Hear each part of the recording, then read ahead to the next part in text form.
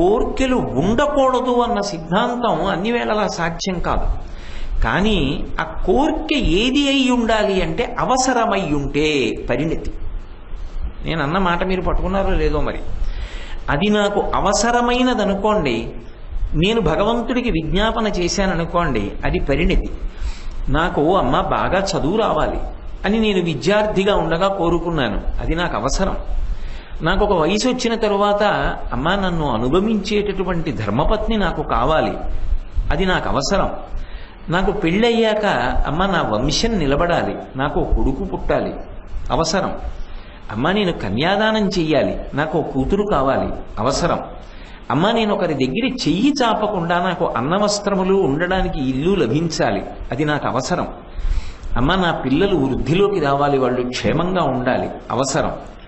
ఇవి అవసరములు అంటారు. అవసరమైనవి కోర్కెలు కాకుండా ఉండడం అసలు సాధ్యం కాదు. అసలు మీరు ఏ కోరిక పెట్టుకోకండి అని నేను అన్నాను అనుకోండి, అసలు అది ఆచరణాత్మకమా మీరు ఆలోచించండి.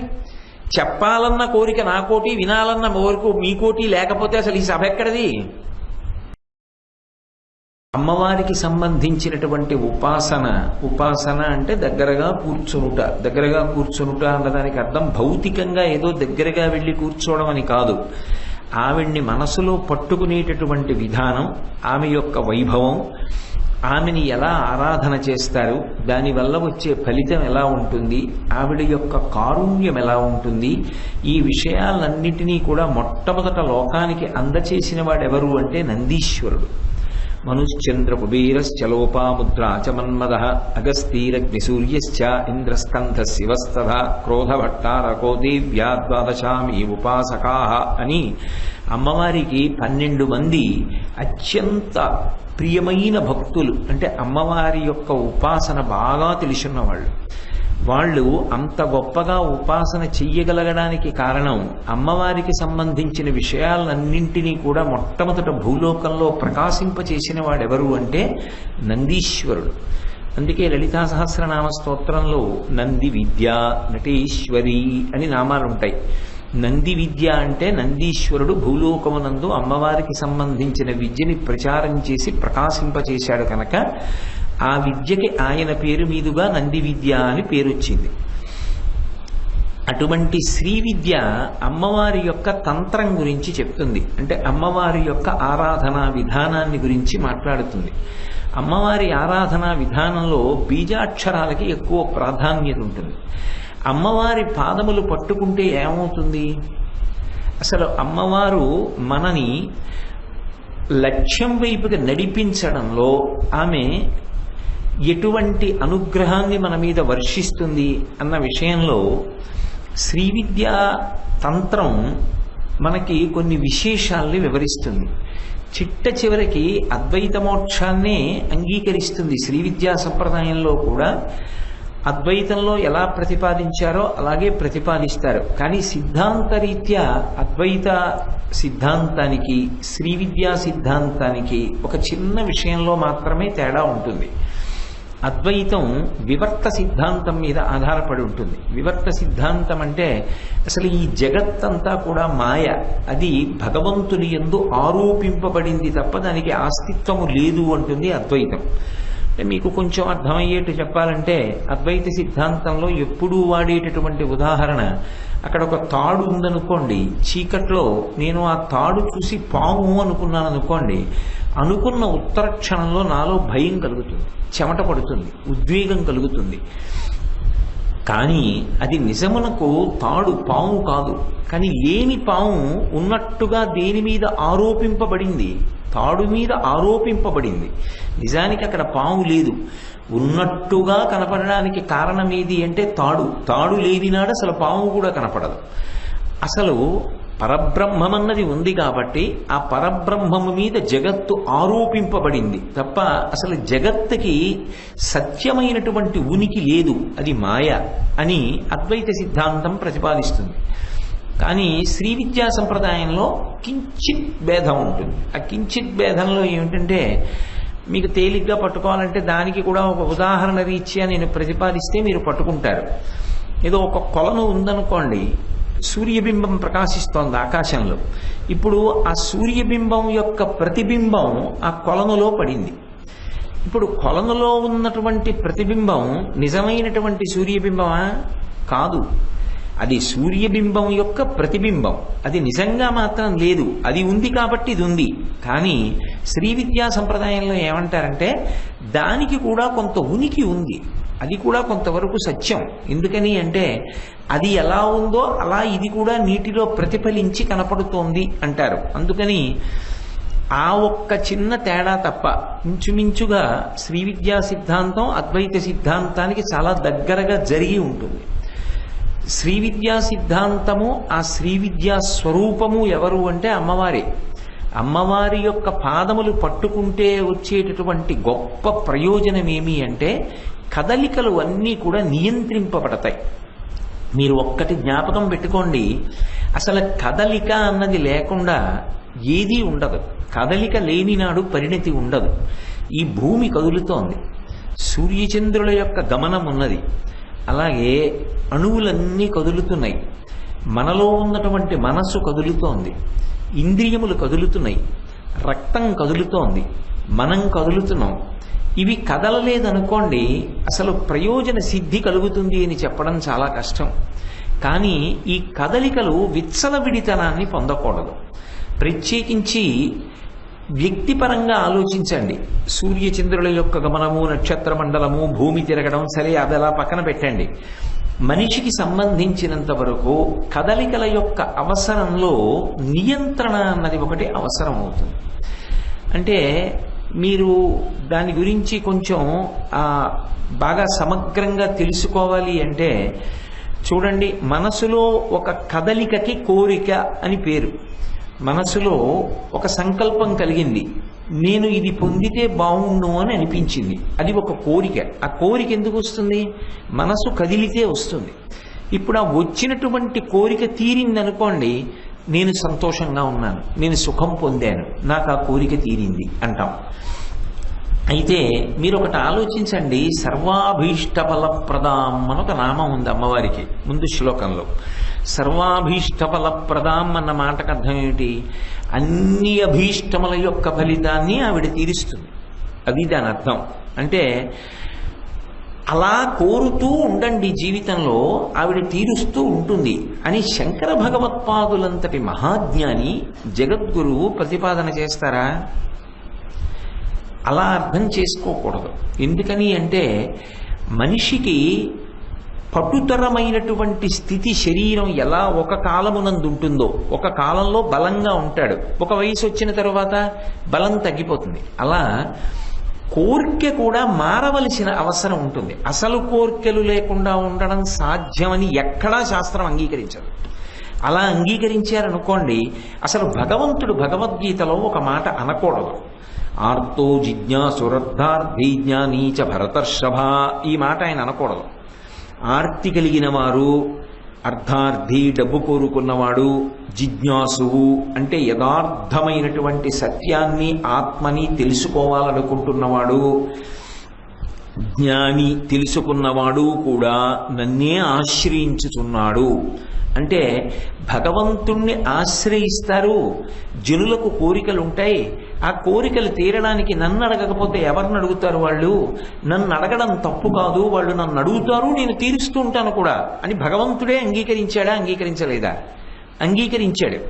కాబట్టి కోర్కెలు ఉండకూడదు అన్న సిద్ధాంతం అన్ని వేళలా సాధ్యం కాదు. కానీ ఆ కోర్కె ఏది అయి ఉండాలి అంటే అవసరమై ఉంటే పరిణతి. నేను అన్న మాట మీరు పట్టుకున్నారో లేదో మరి. అది నాకు అవసరమైనదనుకోండి, నేను భగవంతుడికి విజ్ఞాపన చేశాననుకోండి, అది పరిణతి. నాకు అమ్మ బాగా చదువు రావాలి అని నేను విద్యార్థిగా ఉండగా కోరుకున్నాను, అది నాకు అవసరం. నాకు ఒక వయసు వచ్చిన తరువాత అమ్మ నన్ను అనుగమించేటటువంటి ధర్మపత్ని నాకు కావాలి, అది నాకు అవసరం. నాకు పెళ్ళయ్యాక అమ్మ నా వంశం నిలబడాలి, నాకు కొడుకు పుట్టాలి, అవసరం. అమ్మ నేను కన్యాదానం చెయ్యాలి, నాకు కూతురు కావాలి, అవసరం. అమ్మ నేను ఒకరి దగ్గర చెయ్యి చాపకుండా నాకు అన్నవస్త్రములు ఉండడానికి ఇల్లు లభించాలి, అది నాకు అవసరం. అమ్మ నా పిల్లలు వృద్ధిలోకి రావాలి, వాళ్ళు క్షేమంగా ఉండాలి, అవసరం. ఇవి అవసరములు అంటారు. అవసరమైనవి కోర్కెలు కాకుండా ఉండడం అసలు సాధ్యం కాదు. అసలు మీరు ఏ కోరిక పెట్టుకోకండి అని నేను అన్నాను అనుకోండి, అసలు అది ఆచరణాత్మకమా మీరు ఆలోచించండి. చెప్పాలన్న కోరిక నా కోటి, వినాలన్న కోరిక మీ కోటి లేకపోతే అసలు ఈ సభ ఎక్కడది? అసలు ఈ సభే లేదుగా. ఆ కోరిక ఉండబట్టే కదా. ఇదేదో చెప్పాలి, నాకు వచ్చినంత వరకు, నాకు తెలిసినంత వరకు, అమ్మ నాకు ప్రకాశింపచేసినంత వరకు నేను చెప్దాం అని నాకు కోరిక ఉంది. ఆయన పాపం ఏదో చెప్పడానికి ప్రయత్నిస్తున్నాడు. ఆయన చెప్పిన గంటన్నరలో ఒక్క వాక్యమైనా మనకు పనికి వచ్చేది ఉండదా? మిగిలింది ఎంత రొట్టైనా అని మీరు ప్రేమతో, ఆర్తితో, కోరికతో మీరు వస్తున్నారు. ఇప్పుడు మన ఇద్దరికీ కూడా కోరిక ఉంది కాబట్టి సభ ఏర్పడింది. కోరిక లేకుండా ఉండడు మనిషి, కానీ కోరిక అవసరమై ఉన్నదనుకోండి, అది పరిణతి. అంటే వెళ్ళవలసిన మార్గంలో వెడుతున్నాడు అని గుర్తు. ఒకటి అడిగేటప్పుడు ప్రశ్నించుకుంటున్నాడు అనుకోండి, ఇది నాకు అవసరమేనా అని ప్రశ్నించాడు అనుకోండి, అవసరమని మిమ్మల్ని మీరు సరిపెట్టేసుకోకూడదు. ఇది నాకు అవసరం అండి, అయ్యి బాబోయ్ ఇంకా నేను సంపాదించకపోతే ఎలా, ఇంకా సంపాదించాలి, ఇంకా సంపాదించాలి కాదు. ఒక వయసు వచ్చిన తరువాత నా పిల్లలకి పెళ్లిళ్ళు చేసేసానా, వాళ్ళ సంసారం వాళ్ళు చేసుకుంటున్నారా, వాళ్ళకి ఇప్పుడు కర్తృత్వాధికారం ఉన్నదా, వాళ్ళ ఇంట్లో శుభకార్యం అయితే వాళ్ళు పీటల మీద కూర్చుంటారా, వాళ్ళ పని వాళ్ళు చేసుకుంటారా, ఇంకా నేను ఎందుకంత అతిగా దాని గురించి ఆలోచించడం. అంటే ఇప్పుడు నా అవసరం మారాలి. ఏమిటి నా అవసరం అవ్వాలి? డస్సిపోతున్నటువంటి నా శరీరం, లోపల ఉన్న మనసు ఉత్సాహంతో భగవంతుని యందు ఉంచుకోవాలి. ఎందుకని అంటే నేను ఆలోచించవలసిన వాడు, నేను ఎవరి గురించి కోరిక కోరాలో అటువంటి వాడు ఒకడు ఉన్నాడు. వాడికి సంబంధించిన అవసరం ఒకటి నాకుంది. ఎవరు వాడు? జీవుడు. నా భార్య కావాలని ఆలోచించాను, నా బిడ్డలు కావాలని వాళ్ళ గురించి ఆలోచించాను, అన్నదమ్ముల గురించి ఆలోచించాను, అక్క చెల్లెళ్ళ గురించి ఆలోచించాను. కానీ 50 సంవత్సరాల వయసు దాటిపోయింది.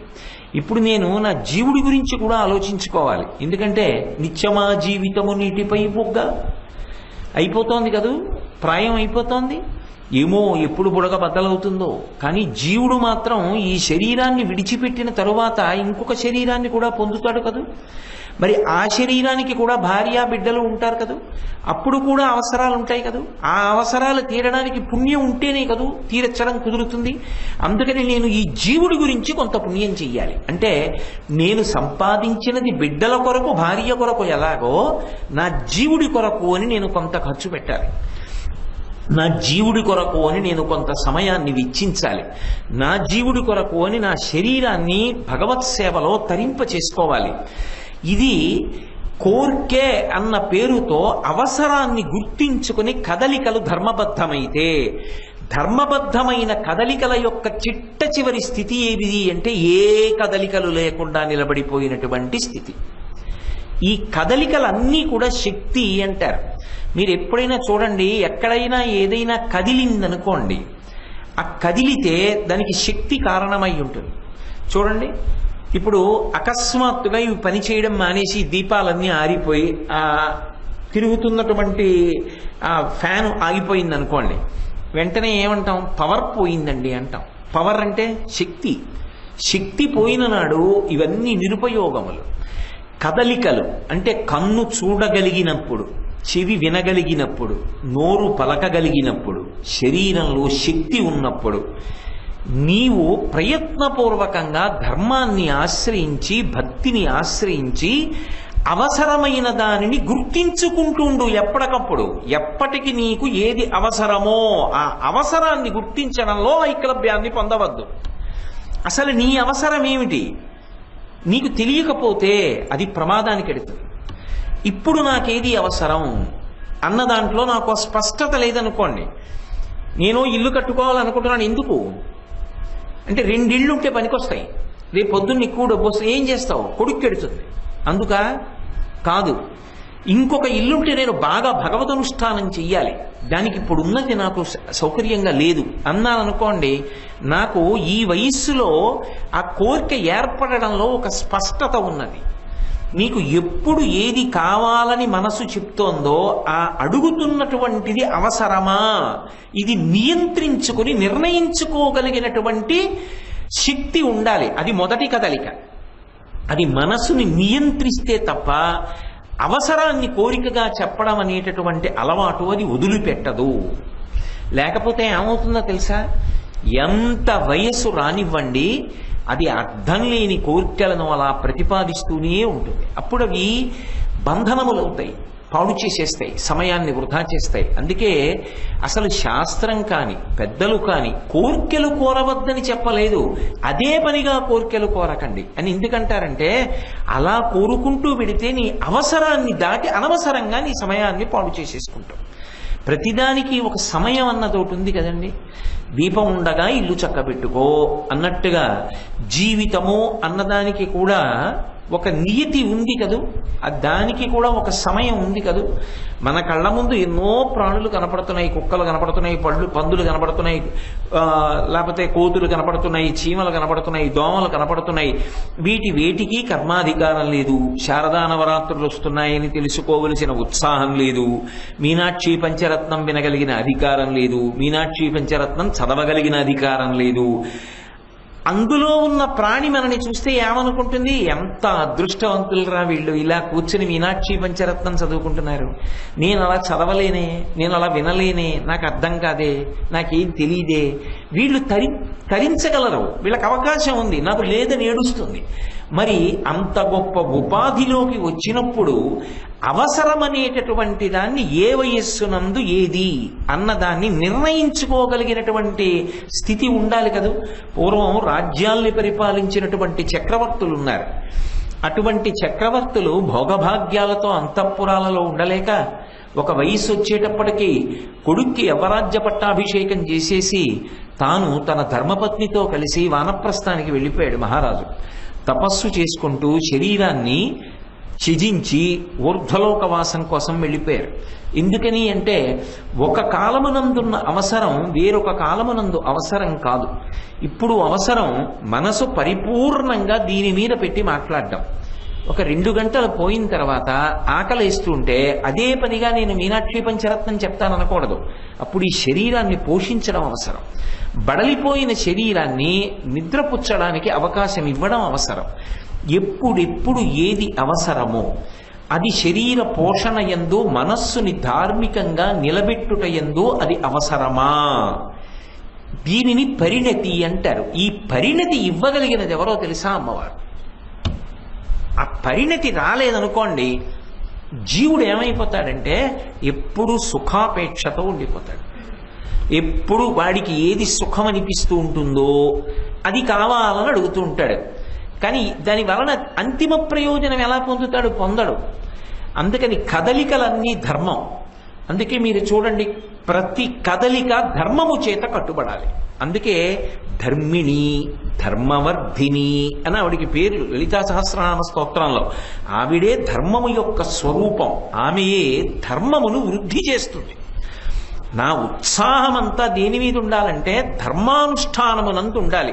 అందుకే ఏ వయస్సులోనూ కూడా మనిషికి అసలు ఏ కాలక్షేపం లేనటువంటి పరిస్థితి లేదు. ఎందుచేత అంటే బ్రతికున్నంత కాలము ధర్మము అన్నది ఒకటి ఉంది. ఆ ధర్మానుష్ఠానానికి కాలం సరిపోతుంది. కాబట్టి కదలికలు ధర్మం. మీకు ఉదాహరణకి నేను పదే అదే ఉదాహరణ చెప్తున్నా మీరు బాగా పట్టుకోవడం కోసం. ఒక వయసు వచ్చిన తరువాత భగవంతుడి మీద మనసు పెట్టాలి. ప్రయత్నపూర్వకంగా నేను సంపాదించుకోకపోతే ఇది వెళ్ళిపోయే సమయం దగ్గరికి వస్తోంది, ఉన్నన్నాళ్ళు ఉండదన్నది ఖాయం కదూ. 50 సంవత్సరములు గడిచిపోయాయి, ఉన్నది 50 ఏళ్ళు, ఇంకొక 50 ఏళ్ళు ఉంటుంది ఖచ్చితంగా, నమ్మకం లేదు. కాబట్టి ఉన్నన్నాళ్ళు ఇంక అవకాశం లేదు. అంటే ఒక ప్రమాద పతాకం ఎగిరిందా, దీన్ని జాగ్రత్తగా వాడవలసిన అవసరం ఉందా? కాబట్టి ఇప్పుడు కదలికలన్నీ ధర్మము చేత ముడిపడాలి. ఇప్పుడు కాదు, ఎప్పుడు. అది చిన్నప్పటి నుంచి కదలిక అనేటటువంటిది ధర్మంతో ముడిపడడము అన్న మాటకు అర్థం ఏంటంటే ధర్మము ఇది అని ఎవరు చెప్పాలి? అది చెప్పడానికి అధికారం వేదానికి ఒక్కదానికే ఉంటుంది. శృతి ప్రమాణము. శృతి లేకపోతే స్మృతి, స్మృతి తెలియకపోతే అప్పుడు పురాణము, పురాణము కూడా లేకపోతే శిష్టాచారము, శిష్టాచారము కూడా లేకపోతే అంతరాత్మ. ఈ 5 ప్రమాణాలు. ఈ 5 ప్రమాణములను అనుసరించి ధర్మమునకు కట్టుబడి బ్రతకాలన్నది ప్రధానమైన కోరిక కావాలి. అప్పుడు నేను ఏ కోరిక లోపల నుంచి కోరుతున్నా, నేను ఏ పని చేస్తున్నా, ఏది మాట్లాడుతున్నా అది ధర్మమునకు కట్టుబడిందా అన్నది చూసుకుంటూ ఉంటాను. ఉదాహరణకి ఏదో నాకు పెళ్ళవ్వాలి అని ఒకప్పుడు కోరిక పుట్టింది. అది ఆ వయస్సుకి ధర్మమా? ధర్మం. నేను తండ్రి గారి ముందు నించున్నాను, నా ఇష్టం వచ్చినట్టు కాళ్ళాడిస్తూ కూర్చోవచ్చా? తండ్రి దైవం, ఆయన ముందు కూర్చున్నప్పుడు ఓ మర్యాద, ఆయనకో నమస్కారం చేయడం, ఆయనతో ఓ గౌరవంగా మాట్లాడడం, ఆయన చెప్పింది నేను ఎక్కువ వినడం ఉంటుందా? తండ్రి దగ్గర కొడుకుగా బతకడం ధర్మం. భార్య దగ్గర భర్తగా ఆమెని తరింప చేయడానికి నా చిటికిన వేలు పట్టుకున్నందుకు దాని జీవుడికి కొంత పుణ్యం పడేటట్టుగా దాన్ని నాతో కలుపుకోవడం ధర్మం. దేశము కాలము ఈ రెండిటినీ బట్టి మీరు ఎక్కడ ఉన్నారు, ఎవరి ముందున్నారు, ఏ సమయంలో ఉన్నారు అన్న దాన్ని బట్టి ధర్మం మారిపోతూ ఉంటుంది. ఈ ధర్మాన్ని అనుగ్రహించి అమ్మవారు నడుపుతుంది. తద్విరుద్ధంగా జీవితం వెళ్ళిపోతుంది అనుకోండి, మనం అమ్మవారి పాదములను గట్టిగా పట్టుకున్నాం అనుకోండి, అమ్మా అని ఒక్కసారి పిలిచి నువ్వు నాకు దిక్కు అన్నాం అనుకోండి, శరణాగతి చేశామనుకోండి, ఆవిడ జోక్యం చేసుకుంటుంది. ఆవిడ శక్తి కదూ, మన కదలికలన్నీ ఆవిడే. కాబట్టి ఈ ప్రతి కదలిక కూడా అధర్మం వైపుకు వెళ్లకుండా ఆవిడ నిగ్రహిస్తుంది. నిగ్రహించి నిగ్రహించి నిగ్రహించి ఏం చేస్తుందంటే కదిలి కదిలి కదిలి కదిలి కదిలి కదిలి ఈ కదలికలన్నీ కదలిక లేని స్థితికి వెళ్ళిపోయేటట్టు చేసేస్తుంది. అది శివుడు. మీకు బాగా అర్థం అవ్వాలంటే ఒక కోనేరుంది, నేను ఆ కోనేటి దగ్గరికి వెళ్ళి నీళ్లు తాగుదామని నించున్నాను ఒడ్డున. బా ఎంత గొప్పగా ఉందిరా, ఒక్క తరంగం లేదు, అద్దం పెడితే ఎలా ఉంటుందో అలా ఉంది. అడుగున ఉన్నటువంటి తామర పువ్వు యొక్క తూడు కూడా కనపడుతోంది. ఎంత స్వచ్ఛంగా ఉంది, ఒక్క కదలిక లేదు నీటిలో, ఏదో అద్దం బిగించినట్టుంది. కదలికల లేని సరోవరం, ఒక అద్దంలా ఉంది. మీరు చూడండి ఒక్కొక్కసారి ఎలా ఉంటుందంటే, ఒక్కొక్క పాత్రలో నీళ్లు ఉన్నాయనుకోండి, అవి స్వచ్ఛమైన జలాలైతే అడుగు కనపడుతూ అందులో నీళ్లు లేవనుకుని చటుక్కుల్లా అయితే నీళ్లు పడతాయి. అలా కదలికలు లేని సరోవరం మీరు అలా చూస్తున్నారు. ఇంతలో దాని పక్కన ఒడ్డున ఉన్నటువంటి చెట్టు మించి ఒక ఎండుటాకు అందులో పడింది. ఆకు పడగానే కొద్దిగా చిన్న తరంగాలు వచ్చాయి, కదిలేయి. ఎక్కడ కదిలేయి? నీటిలోనే కదిలేయి. కదలిన కదలికలన్నీ ఎక్కడ ఆగిపోయాయి? నీటిలోనే ఆగిపోయాయి. ఆగిపోయిన నీరు ఇప్పుడు మళ్ళీ ఏమైంది? ఏ కదలికలు లేకుండా అయిపోయాయి. అంటే కదలికల యొక్క చరమ ప్రయోజనం ఏమిటి? కదలికలు లేని శివుడిగా మారిపోవడం, అంటే తాను శివుడైపోవడం. పాశములు తెగిపోయి పశుపతి యందు ఐక్యమవడం. అది చిరంజీవన్నీ వక్షపిత పశుపాశ వ్యతికర పరానందాభిక్యం రసయతి రసం తద్భజనవాన్ అంటారు శంకర భగవత్పాదులు. అందుకే సౌందర్యలహరిలో పశుపాశములు తెగిపోయి నేను బ్రహ్మమన్న జ్ఞానము కలిగి తాను శివుడైపోయేటట్టుగా చేయగలిగినటువంటి తల్లి ఎవరు అంటే ఆమెయే. ఆమె యొక్క అనుగ్రహ శక్తిని, ఆమె కారుణ్యాన్ని తెలుసుకొని ఆమె పాదములను పట్టుకోగలిగినటువంటి అనురక్తి కలగడం ఆ శ్రీ విద్య యొక్క ప్రధాన ప్రయోజనం. కాబట్టి శ్రీ విద్య ఏమి? మోక్ష విద్య. అది దేనికి పనికొస్తుంది అంటే మోక్షానికి పనికొస్తుంది. శ్రీకారం మంగళత్వానికి ప్రతీక, పరమ మంగళప్రదమైనటువంటి విద్య. మనకి అన్వయమయ్యేటటువంటి రీతిలో ప్రధానంగా మనం దాన్ని ఎలా అర్థం చేసుకుంటే మన జీవితాలు అభ్యున్నతి పదంలో నడుస్తాయని ఆలోచించవలసి ఉంటుందో ఆ కోణంలో ఆలోచన చేసినప్పుడు శ్రీ విద్యాం అన్నప్పుడు అమ్మా నీ యొక్క విద్య అంటే నిన్ను గురించి తెలుసుకొనుట. నిన్ను గురించి తెలుసుకోవడం ఏమవుతుంది? నా యొక్క కదలికలను నియంత్రిస్తుంది. నా మనసులో కదలికలు కోరికలు, పైన శరీరం యొక్క కదలికలు ధర్మం. ఇప్పుడు ధర్మం కదలిక ముడిపడతాయి, లోపల కోర్కెలు అవసరాలతో ముడిపడతాయి. ఇవి అన్నీ కలిపి ఆఖరికి వెళ్ళి ఏమీ లేని స్థితికి వెళ్ళిపోతాయి. ఏ కోరిక లేదు, ఏ అవసరం లేదు, ఇంకా నాకు ఏ అవసరం లేదు. చూడండి, కందుకూరి శివానందమూర్తి గారు మహానుభావుడు ఈ మధ్యనే వరంగల్లో శరీరాన్ని విడిచిపెట్టారు. ఆయన శరీరం పతనం అయిపోతుంది అన్న స్థితికి వెళ్ళిపోయారు. ఆయన తెలుసుకున్నారు, నా శరీరం ఇంకెంతో కాలం ఉండదు అని గమనించారు. అది మహానుభావుడు ఆయన పొందినటువంటి అదృష్టం. విశాఖపట్నం ఆశ్రమంలో బయలుదేరి ఓరుగల్లు వెళ్ళిపోయారు. ఆయన బహుశా ఇంకొక 2 ఏళ్ల కన్నా నా శరీరం ఉండే అవకాశం లేదు అనుకున్నప్పుడే వరంగల్లో ఆయన ఆశ్రమంలోనే ఆయన శరీరాన్ని ఖననం చెయ్యడానికి కావలసినటువంటి గోతిని ఆయన యొక్క శరీరపు పొడుగు వెడల్పులు బట్టి తవ్వించుకుని సిద్ధం చేసుకున్నారు. ఆయన అక్కడికి వెళ్ళిన తర్వాత కొడుకుని వాళ్ళని పిలిచారు. పిలిచి, నిష్కారణంగా నన్ను వైద్యశాలకి తీసుకెళ్లి వైద్యం అవి ఏమీ చేయించకండి, ఇంకా ఈ శరీరం బడలిపోయింది, ఇది పొందవలసినవన్నీ పొందింది, ఇంకా దీనికి అవసరాలు ఏం లేవు, దీనితో నేను ఏం చెయ్యగలనో అవన్నీ చేసుకున్నాను, దీనితో చెయ్యగలిగినవి అయిపోయాయి, ఇక ఇది నాతో సహకరించలేదు, దీని శక్తి ఉడిగిపోయింది, ఇది తనంత తాను పడిపోతుంది, ఆ పడిపోయే సమయంలో నేను ధ్యానంలో ప్రవేశిస్తాను, సమాధిలో ఉంటాను, కాబట్టి మీరు నిష్కారణంగా దీన్ని బ్రతికించడం కోసం తీసుకెళ్లి వైద్యశాలలో పెట్టి ఏవేవో మందులు ఎక్కించి అవన్నీ చేయకండి అన్నారు. అందరూ అలా ఉండమని నేను ప్రతిపాదించట్లేదు, అదే సమయంలో ఉండగలరని నేను ప్రతిపాదించట్లేదు. సాక్షాత్తుగా భారత ప్రధానమంత్రి నరేంద్ర మోదీ ఆయనకి ఫోన్ చేశారు. ఆయన శిష్యులు ఎంతో పెద్ద పెద్ద స్థానాల్లో ఉన్నారు, వాళ్ళు వెళ్ళి ప్రార్థన చేశారు. ఆయన ఈ శరీరం పడిపోయే సమయం ఆసన్నమైంది, దానికి ఇక ఓపిక లేదు, దాన్ని నిలబెట్టినా అది నాకు ఏమీ చేసి పెట్టలేదు, పాపం దాని కదలికలు నీరసపడిపోయాయి, అది ఏమి చెయ్యలేదు, శరీరంతో ఉంటే చెయ్యవలసిన పనులు కూడా అది చెయ్యలేదు, ఇంకా అందుకని వద్దులేండి, దాన్ని పతనం అవనివ్వండి అన్నారు.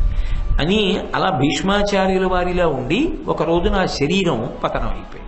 ఆయన సాక్షిగా శరీర పతనాన్ని చూశారు. ఎక్కడ తన శరీరాన్ని ఉంచమని చెప్పారో అక్కడ ఆ శరీరాన్ని నుంచి పూజ చేశారు.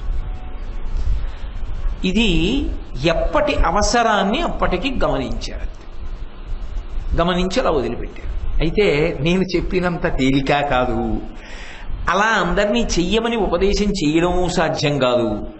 అసలు నేను ఆ స్థాయికి వెళ్ళానని చెప్పడం కన్నా అబద్ధం ఇంకొకటి లేదు. మరి ఎందుకు చెప్తున్నావు అంటే, ఆ అమ్మవారి పాదములను పట్టుకున్న వాడిని మాత్రం ఆ తల్లి అంత గొప్ప స్థితి వరకు తీసుకుని వెళ్ళగలదు. అప్పుడు అటువంటి వ్యక్తికి శాంతి కాక ఇంకేముంటుందండి? ఆయన మనసులో ఏదైనా సంకల్పం కలిగితే అది అవసరం,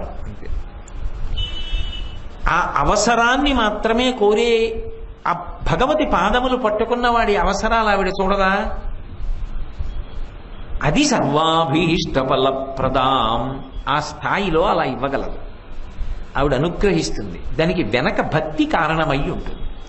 ఇది శ్రీ విద్యాం అలా మీరు నేను తెలుసుకుంటే దాని వలన ఎక్కువ ప్రయోజనం ఉంటుంది తప్ప శ్రీ విద్యా తంత్రము, శ్రీ విద్యా రహస్యములు, అందులో ఉండేటటువంటి బీజాక్షరాలు, అందులో ఉండేటటువంటి కూటములు తెలుసుకోవడం వల్ల ప్రయోజనం లేదనేంత మహాసాహసం నేను చెయ్యను. కానీ ప్రాథమికంగా నా స్థాయిలో ఉన్నవాడికి శ్రీ విద్యాం అన్నప్పుడు అలా తెలుసుకుంటే, జగద్గురువుగా శంకర భగవత్పాదులు మీనాక్షి పరదేవతని శ్రీ విద్యాం అని ఎందుకు పిలిచారు అన్న విషయంలో మనం ఆవిడ్ని శ్రీ విద్యాం అని పిలవవలసిన అవసరం ఏమిటో మనకు అవగతమైన నాడు ఆ తల్లి మిగిలిన అవసరాలు మనకేమున్నాయో అవన్నీ ఆవిడికి మనకిస్తుంది. మనం అంత స్థాయిలో తెలుసుకోవలసిన అవసరం మనకు ఉంది అని ఆవిడ అనుకుంటే ఆ అవసరాన్ని ఆవిడ తీర్చి అంత విద్వాంసుణ్ణి చేస్తుంది. కాబట్టి ఈ స్థాయిలో ముందు తెలుసుకుంటే ఆ పై మెట్లు ఆవిడ, ఇది నిచ్చెన. మెట్టు మీద మెట్టు ఎక్కితే మేడెక్కవచ్చని తెలుసుకుంటే మొదటి మెట్టు మీద కాలేసి కర్ర పట్టుకుని రెండో మెట్టు ఎక్కడం నేర్చుకుంటే ఆ తర్వాత మేడెక్కడం వస్తుంది కాదు. కాబట్టి శ్రీ విద్యాం అంటే మోక్ష విద్యాస్వరూపము, అది ఆ తల్లియే. అలాగే అందుకే నేను మీకు మనవి చేశా, ఈ 3వ శ్లోకంలో శంకరాచార్యుల వారు కొంచెం గంభీరమైన విషయాన్ని ప్రతిపాదన చేస్తున్నారు అన్నాను.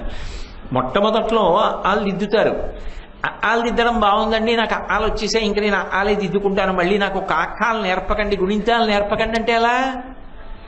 జీవితం అంతా చదువుతూనే ఉండాలి, తెలుసుకుంటూనే ఉండాలి. అసలు అలా 2 శ్లోకాల్లో మీరు అమ్మవారి వైభవం, అమ్మవారి కాంతి, అమ్మవారి ఉపకారం ఇవి తెలుసుకున్నారు. ఇప్పుడు ఆవిడ వలన మీరు ఏ నియంత్రణ కోరుకుంటున్నారని మీ అవసరాలు ఏమిటో కూడా మీరు తెలుసుకొని దానితో అనుసంధానం అవ్వాలని కదా జగద్గురువుల యొక్క ఆలోచన. అందుకని శ్రీ విద్యాం శివవామ భాగ నిలయాం. శంకరాచార్యులు వారు ఎవరి పంచరత్నంలో మాట్లాడుతున్నారు? దీన్ని మీనాక్షి పంచరత్నంలో మాట్లాడుతున్నారు. మీనాక్షి పరదేవత దేవాలయంలో మధురైలో అర్ధనారీశ్వర మూర్తి ఒకటి ఉంది. ఒక దేవాలయంలో ఉమామహేశ్వర మూర్తి అని పక్కన ఉంటుంది, దాని పక్కనే అర్ధనారీశ్వర మూర్తి ఉంటుంది. ఆ శిల్పం బహుచాతుర్యంతో ఉంటుంది. మిగిలిన దేవాలయాల్లో ఉండేటటువంటి అర్ధనారీశ్వర స్వరూపానికి మీనాక్షి దేవాలయంలో ఉండే రూపానికి ఒక ప్రధానమైన వ్యత్యాసం ఉంటుంది. ఏమిటి ఆ వ్యత్యాసం అంటే, శంకరుడు నిలబడి ఉంటాడు. శంకరుడి యొక్క కుడి భాగం అంతా పురుషస్వరూపంగా ఉంటుంది. అందుకని ఇలా పట్టుకుంటే పైన ఆయన చేతిలో ఆ గొడ్డలి ఉంటుంది. ఆ చేతిలో ఆయన ఆ గండ్రగొడ్డలి పట్టుకుంటాడు కదా, పరశువు పట్టుకుంటాడు, అందుకని గండ్రగొడ్డలి ఉంటుంది. ఈ కింద చెయ్యి ఇలా అభయహస్తం పడతాడు. అప్పుడు ఇటు 2 చేతులు ఉన్నప్పుడు అటు ఎన్ని చేతులు ఉండాలి? 2 చేతులు ఉండాలి. ఉండవు, ఒక్క చెయ్యే ఉంటుంది. ఎందుకని అంటే యువతల వైపు స్త్రీ స్వరూపంగా ఉంటుంది. స్త్రీ స్వరూపం అని స్పష్టంగా గుర్తుపట్టడానికి ఆధారం కుచాభ్యాం ఆనమ్రం అని శంకరాచార్యులు వారే అంటారు. స్త్రీ పురుష శరీరముల మధ్య ప్రధాన వ్యత్యాసమైనటువంటి స్థలము ద్యోతకమవుతూ ఉంటుంది. దాని చేత ఇది అమ్మవారి శరీరం అని తెలుస్తుంది. అమ్మవారి శరీరంలో మీనాక్షి ఇలా చెయ్యి ఎలా కిందికి వేలాడవేసి ఉంచుతుందో అలా చెయ్యి వేలాడవేసి ఉంచుతుంది. పై చెయ్యి ఉండదు. కాబట్టి 2 మూర్తులు, చేతులు మాత్రం 4 ఉండవు, 3 ఉంటాయి మీనాక్షి దేవాలయం. మీరు ఆ శిల్పాన్ని చాలా జాగ్రత్తగా పట్టి పట్టి చూడాలి. అంటే ఎందుకు అలా పెట్టారు అంటే అందులో మీకు ఒక పెద్ద రహస్యాన్ని దాచారు. శంకరాచార్యుల వారు మీనాక్షి దేవత గురించి మాట్లాడుతున్నారు కాబట్టి అన్వయం కూడా ఎందులోకి చేయవలసి ఉంటుంది? మీనాక్షి దేవాలయంలో మూర్తికి అన్వయం చేయవలసి ఉంటుంది. తత్వత అర్ధనారీశ్వర స్వరూపమైన అంటే 2 చేతులు అటు 2 చేతులు కూడా ఉన్నాయనుకోండి, 2 వచ్చి కలుసుకున్నాయి. ఒక దాంట్లో సగం పోయి ఈవిడలో సగం తగ్గిపోయి ఇందులో సగం ఏకమైపోతే అప్పుడు అది ఒకటైంది అని ప్రతిపాదన చేయవలసి ఉంటుంది. అదే అసలు అర్ధనారీశ్వర స్వరూపం అంటే కాదు. అందులో ప్రధానంగా తెలుసుకోవలసినటువంటి విషయం ఏమిటంటే, ఆయన అన్నాను అనుకోండి, ఎవరు? శివుడు. ఆయన శివుడు, మనకెవరు? తండ్రి. ఆమె మీనాక్షి, మనకెవరు? అమ్మ. ఇప్పుడు అమ్మ స్త్రీ, అయ్యా పురుషుడు.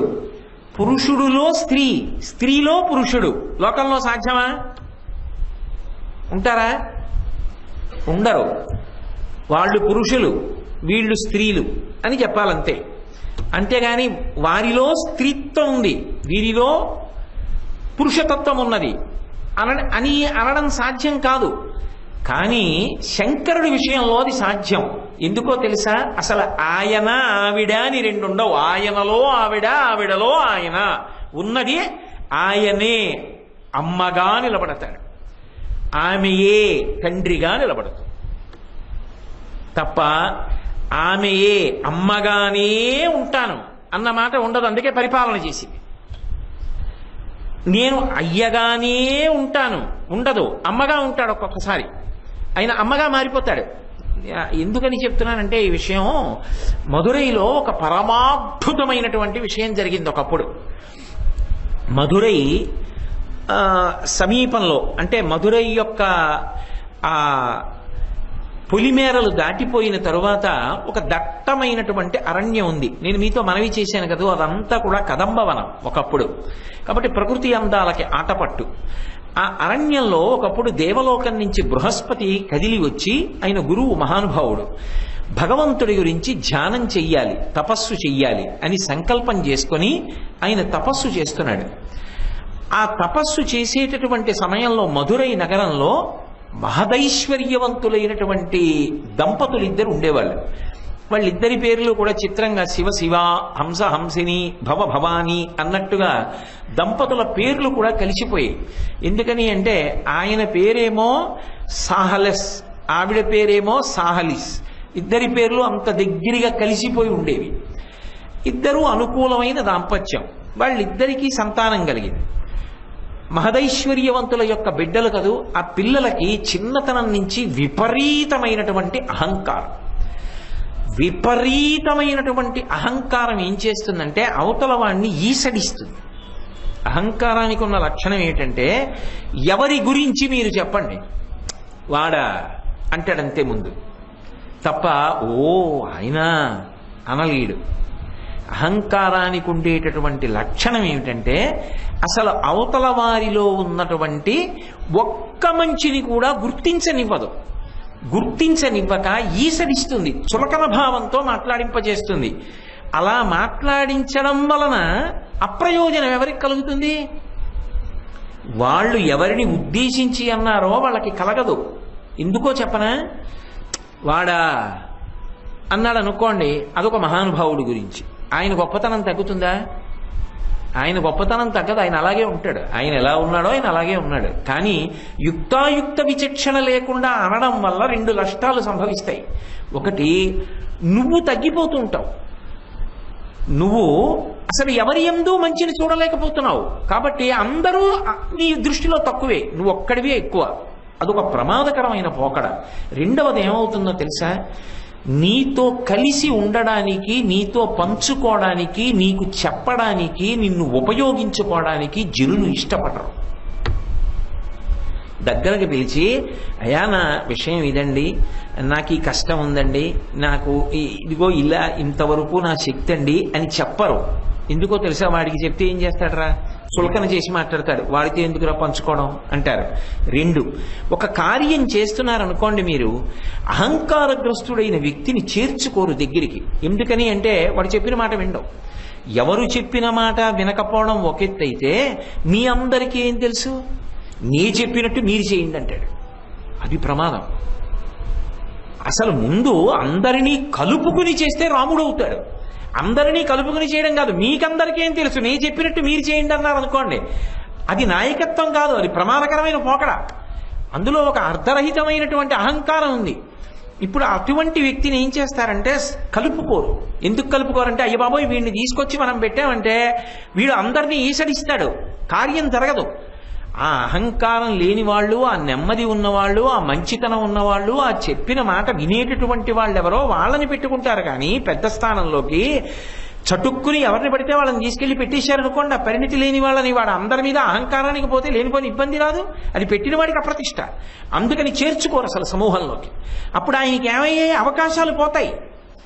ఇది ప్రమాదం. భగవంతుడు ఎందుకు జోక్యం చేసుకుంటాడన్నదాన్ని మీరు బాగా గమనించాలి. ఇప్పుడు ఈ పిల్లలు అహంకారగ్రస్తులయ్యారు, ఐశ్వర్యవంతుడి బిడ్డలు. అందుకని వాళ్ళకి ప్రతీదీ చులకనగా కనపడుతుంది. వాళ్ళు ఒక రోజున వేట కోసమని అరణ్యంలోకి వచ్చారు. అదో దుర్బుద్ధి, ప్రాణిని చంపడం, సంతోషించడం. అరణ్యానికి వస్తే బృహస్పతి తపస్సు చేసుకుంటున్నాడు. ఓ మహానుభావుడు తపస్సు చేసుకుంటున్నాడు, ధ్యానం చేసుకుంటున్నాడు. ఓ నమస్కారం. పోనీ నమస్కారం చేయవా? ఎవరో ఏదో తపస్సు చేసుకుంటున్నారు, వెళ్ళిపోవచ్చు. చూడరా ఎలా చేస్తున్నాడో, ఆ గడ్డాలు చూడరా, ఆ బొట్టు చూడరా, ఇప్పుడు ఎలా కూర్చున్నాడో చూడరా. అన్నీ ఈసడింపే, అన్నీ తక్కువే. కాబట్టి ఇప్పుడు ఏం చేశారంటే బృహస్పతిని ఈసడించారు, తక్కువ చేసి మాట్లాడారు. మాట్లాడి ఆ దగ్గరలో వాళ్ళకి రాళ్ళు దొరికితే రాళ్ళు తీసి కొట్టారు. ఎందుకు అంటే వీళ్ళలా తిరగట్లేదని. ఏమైనా అర్థం ఉందా దానికి? కాబట్టి ఆయన్ని రాళ్ళు పెట్టి కొట్టారు. ఆయనే కదలలేదు, దెబ్బలు తగిలినా ఆయన ధ్యానంలో ఉన్నాడు. ఆయన మీద మట్టి చల్లారు, ఆ చెవుల్లో వాటిల్లో మట్టి పడింది. ఆయన ధ్యానం నుంచి భంగం అయ్యాడు. ఆయన లేచి కళ్ళు తెరిచి చూశాడు. ఐశ్వర్య మదోన్మత్తులై ఎలా ప్రవర్తించాలో తెలియకుండా ప్రవర్తిస్తున్నారు. కాబట్టి మీకు శాపం ఇస్తున్నాను. ఏ బుద్ధి లేకుండా ఒళ్ళు బలిసి తిరుగుతున్నాడంటారే లోకంలో, అలా పంది పిల్లలై పుట్టి అరణ్యంలో ఒక పందికి పిల్లలై పుట్టి తిరగండి అన్నాడు. ఇప్పుడు ఆ తల వరకు ఉన్నటువంటి అహంకారం ఏమైపోయింది? కాళ్ళ వరకు దిగిపోయింది. ప్రమాదకరమైన పోకడలకు వెళ్ళడం చిట్ట చివరికి ఏం చేస్తుందంటే అంత ప్రమాదాన్ని ఎక్కడో పట్టుకొస్తుంది. అప్పుడు వెళ్ళి ఆయన కాళ్ళ మీద పడ్డారు. అయ్యా, మా తప్పు మన్నించండి, మీరు సహృదయులు, మీరు తప్పితే మమ్మల్ని ఎవరు క్షమిస్తారన్నారు. ఆయన అన్నాడు, తప్పకుండా. మహాత్ముల యొక్క కోపం తాటాకు మంట. ఆయన అన్నాడు, తప్పకుండా. నేను కోరుకున్నది ఏది అంటే మీకు సద్బుద్ధి కలగాలని. మీరు పందికి పిల్లలు కావాలి అని శపించాను, కాబట్టి మీరు 12 మంది పంది పిల్లలు అవుతారు. కానీ మీ అదృష్టం ఏమిటంటే మీరు తప్పు తెలుసుకుని నా కాళ్ళ మీద పడ్డారు కదూ, మీకు తల్లి పందిగా పరమశివుడు వస్తాడు, వచ్చి మీకు పాలిచ్చి తల్లి అవుతాడు. దానివల్ల ప్రయోజనం ఏం పొందుతారో మీరు చూద్దురుగానన్నాడు. ఓ ఉగ్రమైనటువంటి పంది, నాయక పంది ఉంది అరణ్యంలో. ఎక్కడైనా సరే ఓ 10 ఉంటే ఆ 10 బలమైంది ఎవరో అది నాయకుడు. అంటే మామూలు సామాన్య ప్రాణుల విషయంలో నేను చెప్పేది. కాబట్టి బలమైన పంది అది నాయకుడు, అదో స్త్రీ పందితో కలిసి ఉంది కాబట్టి అది రాణి. ఇప్పుడు ఈ 2 పందులకి 12 పిల్లలు పుట్టాయి. ఎవరు వాళ్ళు? గత జన్మలో అహంకారగ్రస్తులు. ఇప్పుడు 12 పిల్లలు అయ్యాయి. ఈ పిల్లలు ఏం చేస్తాయి? ఎప్పుడు అమ్మ యొక్క స్తనముల వంక చూస్తుంటాయి. పంది నడుస్తుంటుంది, ఇవి నడుస్తుంటాయి, పాలు తాగుతుంటాయి, అలా తిరుగుతున్నాయి. అప్పటికి మధురై రాజ్యాన్ని రాజరాజ పాండ్యన్ పరిపాలిస్తున్నాడు. ఆయన వేటకొచ్చాడు. వేటకొచ్చి ఎన్నో జంతువుల్ని వేటాడాడు. పందులన్నీ వెళ్ళి మహారాజుకి చెప్పాయి, మహారాజా ఎన్నో పందుల్ని కూడా కూల్చేశాడు, అడవి పందుల్ని. కాబట్టి మీరు మహారాజు మమ్మల్ని రక్షించాలి, మీరు యుద్ధానికి వెళ్ళాలన్నారు. రాణి పిల్లల్ని తీసుకెళ్లి ఓ పొదలో పెట్టి 12 పంది పిల్లల్ని తాను ఈ ఆడపంది కలిసి మహారాజు మీదకి యుద్ధానికి వెళ్ళాయి. చిరుత పులుల్ని కొట్టేసిన మహారాజు పందుల్ని కొట్టేడు. ఏదో యుద్ధం చేశాయి. ఆయన వాడి బాణములు వేసి 2 పందుల్ని చంపేశాడు. దిక్కులేని అడవి పంది పిల్లలవి. కానీ వాటి అదృష్టం ఏమిటంటే ఏ అహంకారానికి పోతేనే బృహస్పతి గారి యొక్క శాపానుగ్రహం ఉంది వాటికి, అందుకే శాపమును అనుగ్రహం అంటారు. ఇప్పుడు వాటికి శివుడు గుర్తొచ్చాడు. మాకు తల్లి లేదు, శివ మాకు ఆకలేస్తోంది, దాహం వేస్తోందని లోపలి జీవుడు రోధించాడు. వెంటనే ఆలస్యం చేయలేదు, శివుడు ఆడపంది రూపాన్ని పొంది అడవిలోకి వచ్చాడు. విమానం మీద వచ్చి దిగిపోయి అందులో అడవిలో ప్రయాణం చేసి వచ్చి, పంది పిల్లలకి పాలివ్వడం తమాషాగా ఉంటుంది, పడుకుంటుంది 4 కాళ్ళు చాపి, ఆ శిరములన్నీ పట్టుకుని తాగుతుంటాయి పిల్లలన్నీ. ఈ పంది పిల్లలన్నీ శివుడి పాలు తాగాయి. పార్వతీదేవి చమత్కారంగా మీనాక్షి పరదేవత అరణ్యానికి వచ్చి చెక్కిట చేయి చేసి చేర్చి ఆశ్చర్యపోయి చూసింది. శివుడు తల్లయినాడు అని. అది అర్ధనారీశ్వర స్వరూపం అంటే అందుకు చెప్తున్నాను. ఇప్పుడు శివుడు పురుషుడు, శివుడు తండ్రి అయినాడు అనాలా, శివుడు తల్లి అయినాడు సత్యమా? శివుడు తల్లి అయినాడు, ఆయన అవగలడు. ఆ కారుణ్యము, ఆయన పురుషుడు అని చెప్పినా ఆయన యందు మాతృదేవత యొక్క కారుణ్యం అంతా నిండి ఉంటుంది. కాబట్టి ఇప్పుడు ఆయన పాలిచ్చాడు. అవి శివుడు తల్లిగా వచ్చి ఇచ్చిన పాలు. వాటికి ఎంత జ్ఞానం వస్తుంది? శివజ్ఞానం అంత జ్ఞానం వచ్చింది. మీరు బొత్తిగా పంది పిల్లలుగా ఉంటే బాగుండంత జ్ఞానం పొంది మీరు మనుష్యులు కండి. కానీ మీరు గత జన్మలో చేసిన దోషం మీకు గుర్తుండాలి, లేకపోతే మళ్ళీ పాడవుతారు. అందుకని ముఖాలు పంది ముఖాలు ఉంటాయి, కింద శరీరం మనుష్య శరీరం ఉంటుంది అన్నాడు. అవి పరమ భక్తితో అరణ్యంలోనే శివధ్యానం చేస్తూ ఉన్నాయి. వాటికి తెలియని శాస్త్రం లేదు, అన్నీ వచ్చేసాయి. అవి అలా ఉండిపోతే ఉపయోగం ఏముంది? శివుడే మళ్ళీ రాజరాజ పాండ్యన్కి కలలో కనబడ్డాడు. మహారాజా, నీకు ఉత్తములైన మంత్రులు కావాలి. 12 పిల్లలు అరణ్యంలో పెరుగుతున్నారు. వాళ్ళకి నేను పాలిచ్చానది ఏం చెప్పలేదు. వాళ్ళు 12 పందితలతో ఉంటారు. చీ అనకుసుమా, వాళ్ళ 12 మందిని పల్లకీలో తీసుకురా, నువ్వేం పరీక్షలు పెట్టక్కర్లా, వాళ్ళకి మంత్రి పదవులు ఇచ్చేయి, నీ రాజ్యము సుభిక్షంగా ఉంటుంది, వాళ్ళు అపారమైన జ్ఞాన సంపన్నులు అన్నాడు. వెంటనే పల్లకి పంపించాడు. 12 మంది వచ్చారు. 12 మందికి పదవులు ఇచ్చాడు. వాళ్ళ తేజస్సు, వాళ్ళ మేధాశక్తి, వాళ్ళ యొక్క శాస్త్ర పరిజ్ఞానం చూసి మధురైలో ఉన్నటువంటి వృద్ధులైనటువంటి మంత్రులు తమ పిల్లల్నిచ్చి పెళ్లిళ్ళు చేశారు.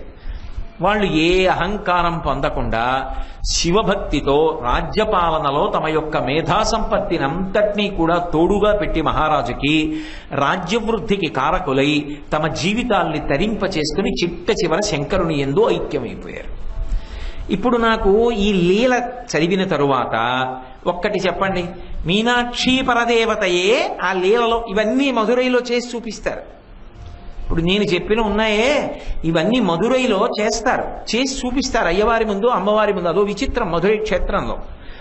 ఒక్కొక్కసారి ఒక్కొక్క లీల చేసి చూపిస్తుంటారు. 65 లీలలుగా శంకరుడు చేసిన లీలలు శంకరుడు ముందు ప్రదర్శిస్తారు మధురైలో. అవి చూడటం కోసం ప్రపంచవ్యాప్తంగా వెడుతుంటారు ఆయా రోజుల్లో. ఇప్పుడు మీనాక్షి అమ్మవారు చెక్కిట చెయ్యి చేర్చి ఒక మాట అంది, ఆయన అమ్మ అయినాడు అంది. ఆయన ఆవిడ పరిపాలన చేస్తున్నప్పుడు ఆమె తండ్రి అయినది అన్నాడు. ఆమె తండ్రిలా కాపాడింది. అందుకే భగవంతుడిని ఉద్దేశించి మాట్లాడితే ఓ మాట అంటాం, నువ్వు నాకు తండ్రివి అని వదిలిపెట్టాం, నీవే తల్లివి తండ్రివి అంటాం. అది నాన్నగారి దగ్గరికి వెడితే మీరు మా నాన్నగారు, ఆవిడ మా అమ్మ,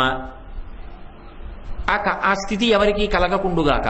ఒకవేళ తల్లి లోటు వస్తే అది జీవితంలో ఇక లోటే తప్ప పూరింపబడదు. కానీ శివుడు ఉన్నాడు, తల్లి తండ్రి కూడా ఉన్నారు, ఆమె ఉన్నది, తల్లి తండ్రి కూడా ఉన్నారు అంటే అసలు ఆమెయే ఆవిడ, ఆవిడే ఆమెయే తప్ప ఆమె ఆవిడ ఇద్దరు లేరు, ఇద్దరు కలిసే ఉన్నారు. అది అర్ధనారీశ్వర స్వరూపం యొక్క తత్వం. ఇది లోకమునకు తెలియడం కోసమని చెప్పి శంకరుడు తన శరీరంలోనే సగం కనపడేటట్టుగా చేశాడు ఆవిడ్ని. అలా సగం కనపడేటట్టుగా అనుగ్రహించి ఇచ్చినటువంటి రూపం ఏదుందో అది మనకి జ్ఞానం కలగాలని. అంతేగాని అలా ఏదో శరీరంలో సగభాగం ఇచ్చాడు అంటే సగం తీసి చెయ్యాలా? అలా సగం తీసేయడం, ఆవిడ్ని నువ్వు సగం వదిలేయి, నువ్వు పూర్తిగా నీ సగం ఏం బాగుంటుంది అందుకని నువ్వో సగం వదిలేసి నేనో సగం, ఈ 2 సగాలు కలిసో రూపం అలా అవుదాం, అలా ఉంటుంది ఆ లోకంలో. దాని తత్వాన్ని పట్టుకోవాలి. ఇప్పుడు మీరు తత్వాన్ని పట్టుకున్నారు. అసలు నిజం చెప్పాలంటే అమ్మగా మీరు చూస్తున్నారనుకోండి, అయ్య కనపడ్డా. ఎందుకో తెలుసా? త్వయా హృత్వా వామం అని శంకరాచార్యులు వారు సౌందర్యలహరిలో శ్లోకం చేశారు. అమ్మవారు అయ్యవారు కలిసి కూర్చున్నారనుకోండి, ఆయన స్ఫటిక మణినిభం తెల్లగా ఉంటాడు, అమ్మవారు విపరీతమైన ఎరుపు కాంతితో ఉంటుంది. తెల్లటి కాంతిని ఎర్రటి కాంతి కప్పేస్తుందా? కప్పేదా? కప్పేసింది అనుకోండి, ఏడంటి తెల్లగా శంకరుడు ఉండాలి కదా, ఏడంతా ఎర్రగానే ఉందంటారు. అంటే ఇప్పుడు అమ్మ కాంతిలో అయ్యా మునిగిపోయాడు. ఆ తెలిపి ఎరుపుని ఏం చేస్తుంది? కలిపేసుకుంటుంది. కాబట్టి ఎరుపుని పుచ్చేసుకోగలదు. అప్పుడు శివుడు ఒక్కడిగా కనపడతాడు. అంటే నిజానికి తత్వతః ఇద్దరు కారు, ఒక్కరే. బిడ్డ జన్మానికి కారణం తల్లి తండ్రి కూడా సమానంగా. బిడ్డని మొయ్యడంలో కనడంలో తల్లి యొక్క క్లేశం ఎక్కువ ఉందేమో, కానీ జన్మ కారణానికి మాత్రం ఇద్దరు ఒకటే. శుక్రచోడితములు ఏకమైతే కదా బిడ్డ జన్మించాడు. కానీ తల్లి తల్లే, తండ్రి తండ్రి, ఇద్దరు శరీరాలు వేరుగానే ఉంటారు తప్ప ఎప్పుడూ ఇద్దరి శరీరాలు ఒకటైపోవు. అంటే లౌకికంగా ఏమిటంటే తండ్రి యందు తల్లి ప్రేమ ఉండవచ్చు, తల్లి యందు తండ్రి ప్రేమ ఉండవచ్చు. కానీ తల్లి పూర్ణంగా తండ్రి అయి కాపాడలేదు, తండ్రి పూర్తిగా తల్లి అయి కాపాడలేదు. ఎక్కడో లోకంలో మహానుభావులు కొంతమంది అరుదుగా ఉంటే ఉండవచ్చుగాక, కానీ చిన్నతనంలో తల్లిని పోగొట్టుకున్నవారు ఎవరుంటారో వారు ఆ తల్లి లేని లోటు జీవితాంతం తల్లి లేదని స్మరిస్తూనే ఉంటారు. మంగళంపల్లి బాలమురళీకృష్ణ గారిని కనగానే తల్లిగారు వెళ్ళిపోయారు. ఆయన చెప్పుకుంటూ ఉంటారు ఇప్పటికీ, బహుశా మా అమ్మగారు నన్ను కనడానికే పుట్టారేమో అంటారు. అమ్మలేని లోటు అమ్మలేని లోటే. నాన్నగారు లేకపోతే ఆ రక్షణ లేదు. అమ్మ ఎంత కష్టపడి పెంచి పెద్ద చేసినా తండ్రి ఉండే రక్షణ, తండ్రి ఉంటే ఉండేటటువంటి భయభక్తులు అవి వేరు. లోకంలో తల్లి తండ్రి, తల్లి యందు తండ్రి, తండ్రి యందు తల్లి తత్వతః ఉన్న తల్లి తండ్రి శరీరములు వేరు. కానీ పార్వతీ పరమేశ్వరుల యందు ఆమెయే తండ్రి, ఆమెయే తల్లి, ఆయనే తండ్రి, ఆయనే తల్లి. అసలు తత్వతః ఆయనే ఆమె, ఆమెయే ఆయన తప్ప రెండుగా లేరు. మరి అసలు రెండెందుకు అయ్యారు? నిజానికి అది ఒక ప్రయోజనం కోసం అయ్యారు. శివమహాపురాణంలో దాని రహస్యాన్ని చెప్తారు. బ్రహ్మగారు మొదట్లో మైథున సృష్టి చేయలేదు, మానస సృష్టి చేశాడు. అంటే ఆయన సంకల్పం చేత సృజించాడు కొంతమందిని, ప్రజాపతుల్ని, వాళ్ళని. మీరు యథేచ్ఛగా తామర తంపరగా లోకంలో జనుల్ని పెంచండి అన్నాడు. వాళ్ళు ఏం చేశారంటే ఈ సంసారాలు ఎవడకు కావాలి, ఈ పిల్లల్ని కండం ఎవడకు కావాలని వాళ్ళందరూ తపస్సు చేసుకోవడానికి వెళ్ళి భగవంతుడి యందు ఐక్యం అయిపోయాడు.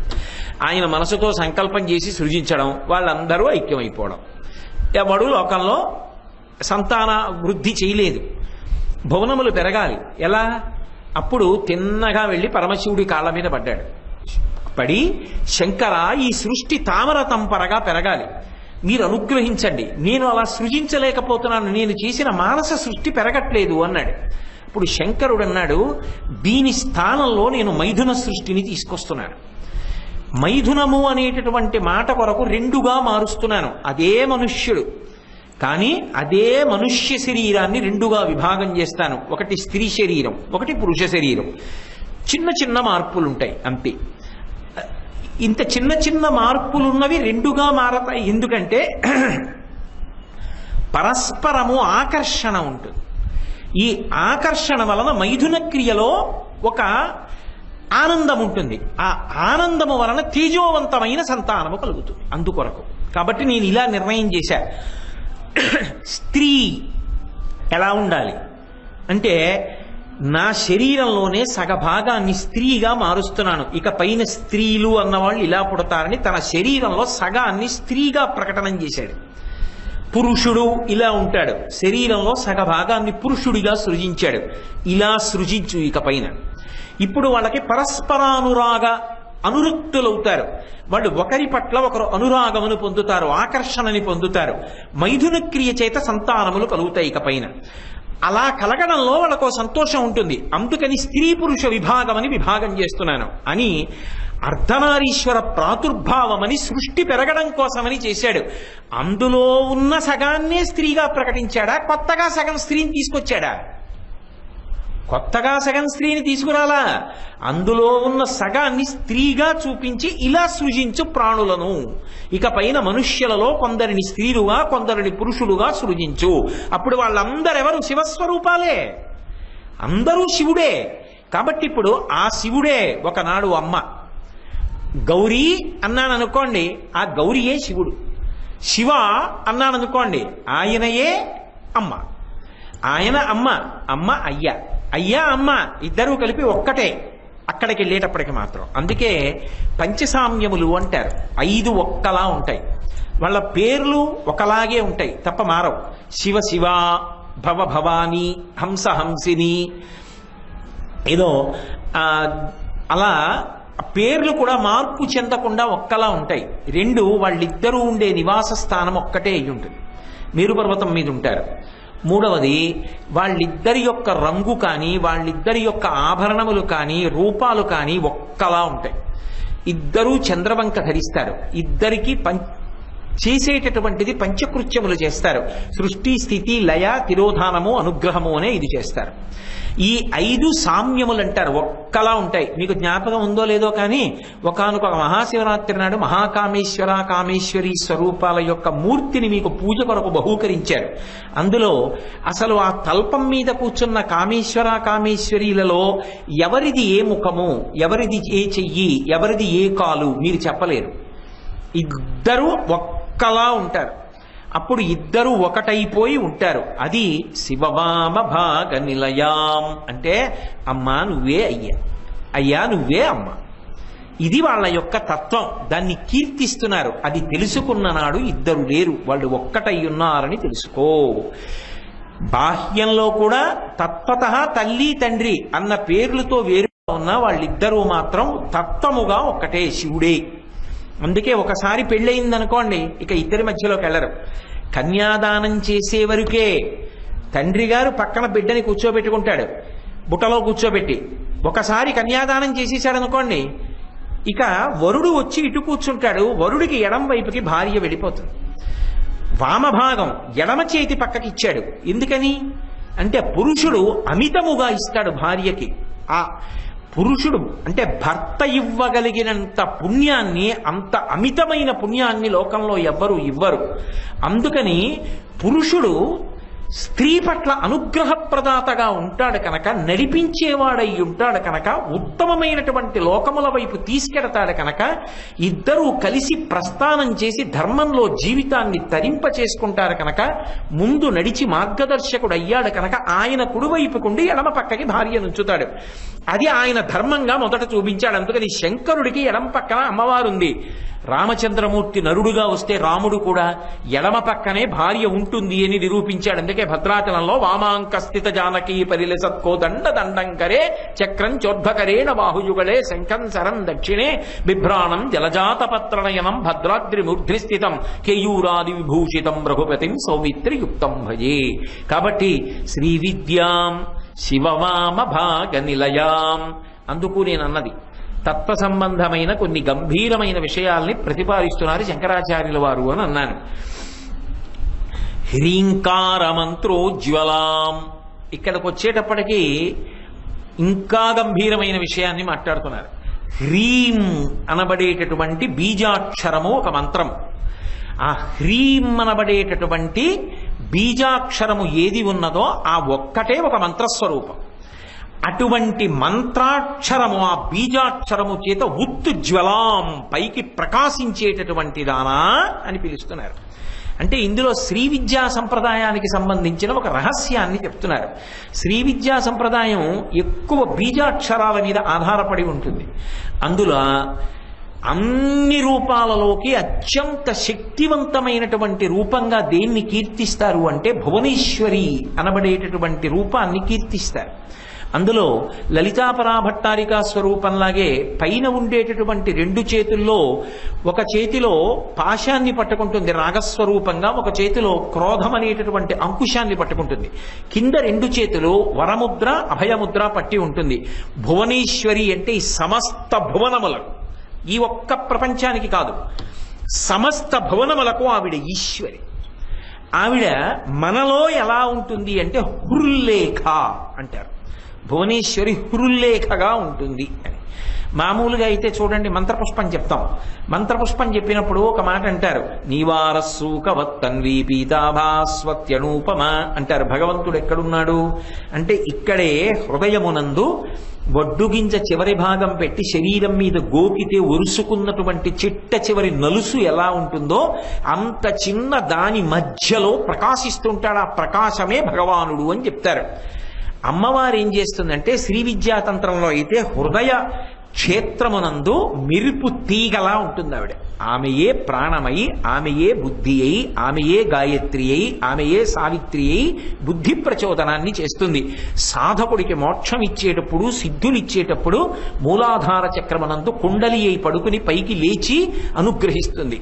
కాబట్టి అంత గొప్ప తత్వాన్ని పొందినటువంటి తల్లి యొక్క రూపాన్ని భువనేశ్వరి అని కీర్తిస్తారు.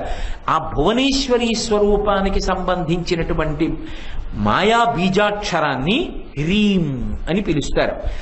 ఆ బీజాక్షరాన్ని గురువుల దగ్గర దానికి సంబంధించినటువంటి తత్వాన్ని జాగ్రత్తగా ఉపదేశం పొంది అటువంటి బీజాక్షరాన్ని ఎవరు జపం చేస్తారో అలా జపం చేసేటటువంటి వారి యందు ఆ తల్లి ఒక గొప్ప అనుగ్రహాన్ని కటాక్షిస్తుంది. ఏమిటా అనుగ్రహం అంటే మోక్షాన్ని పొందుతాడు చిట్ట చివర.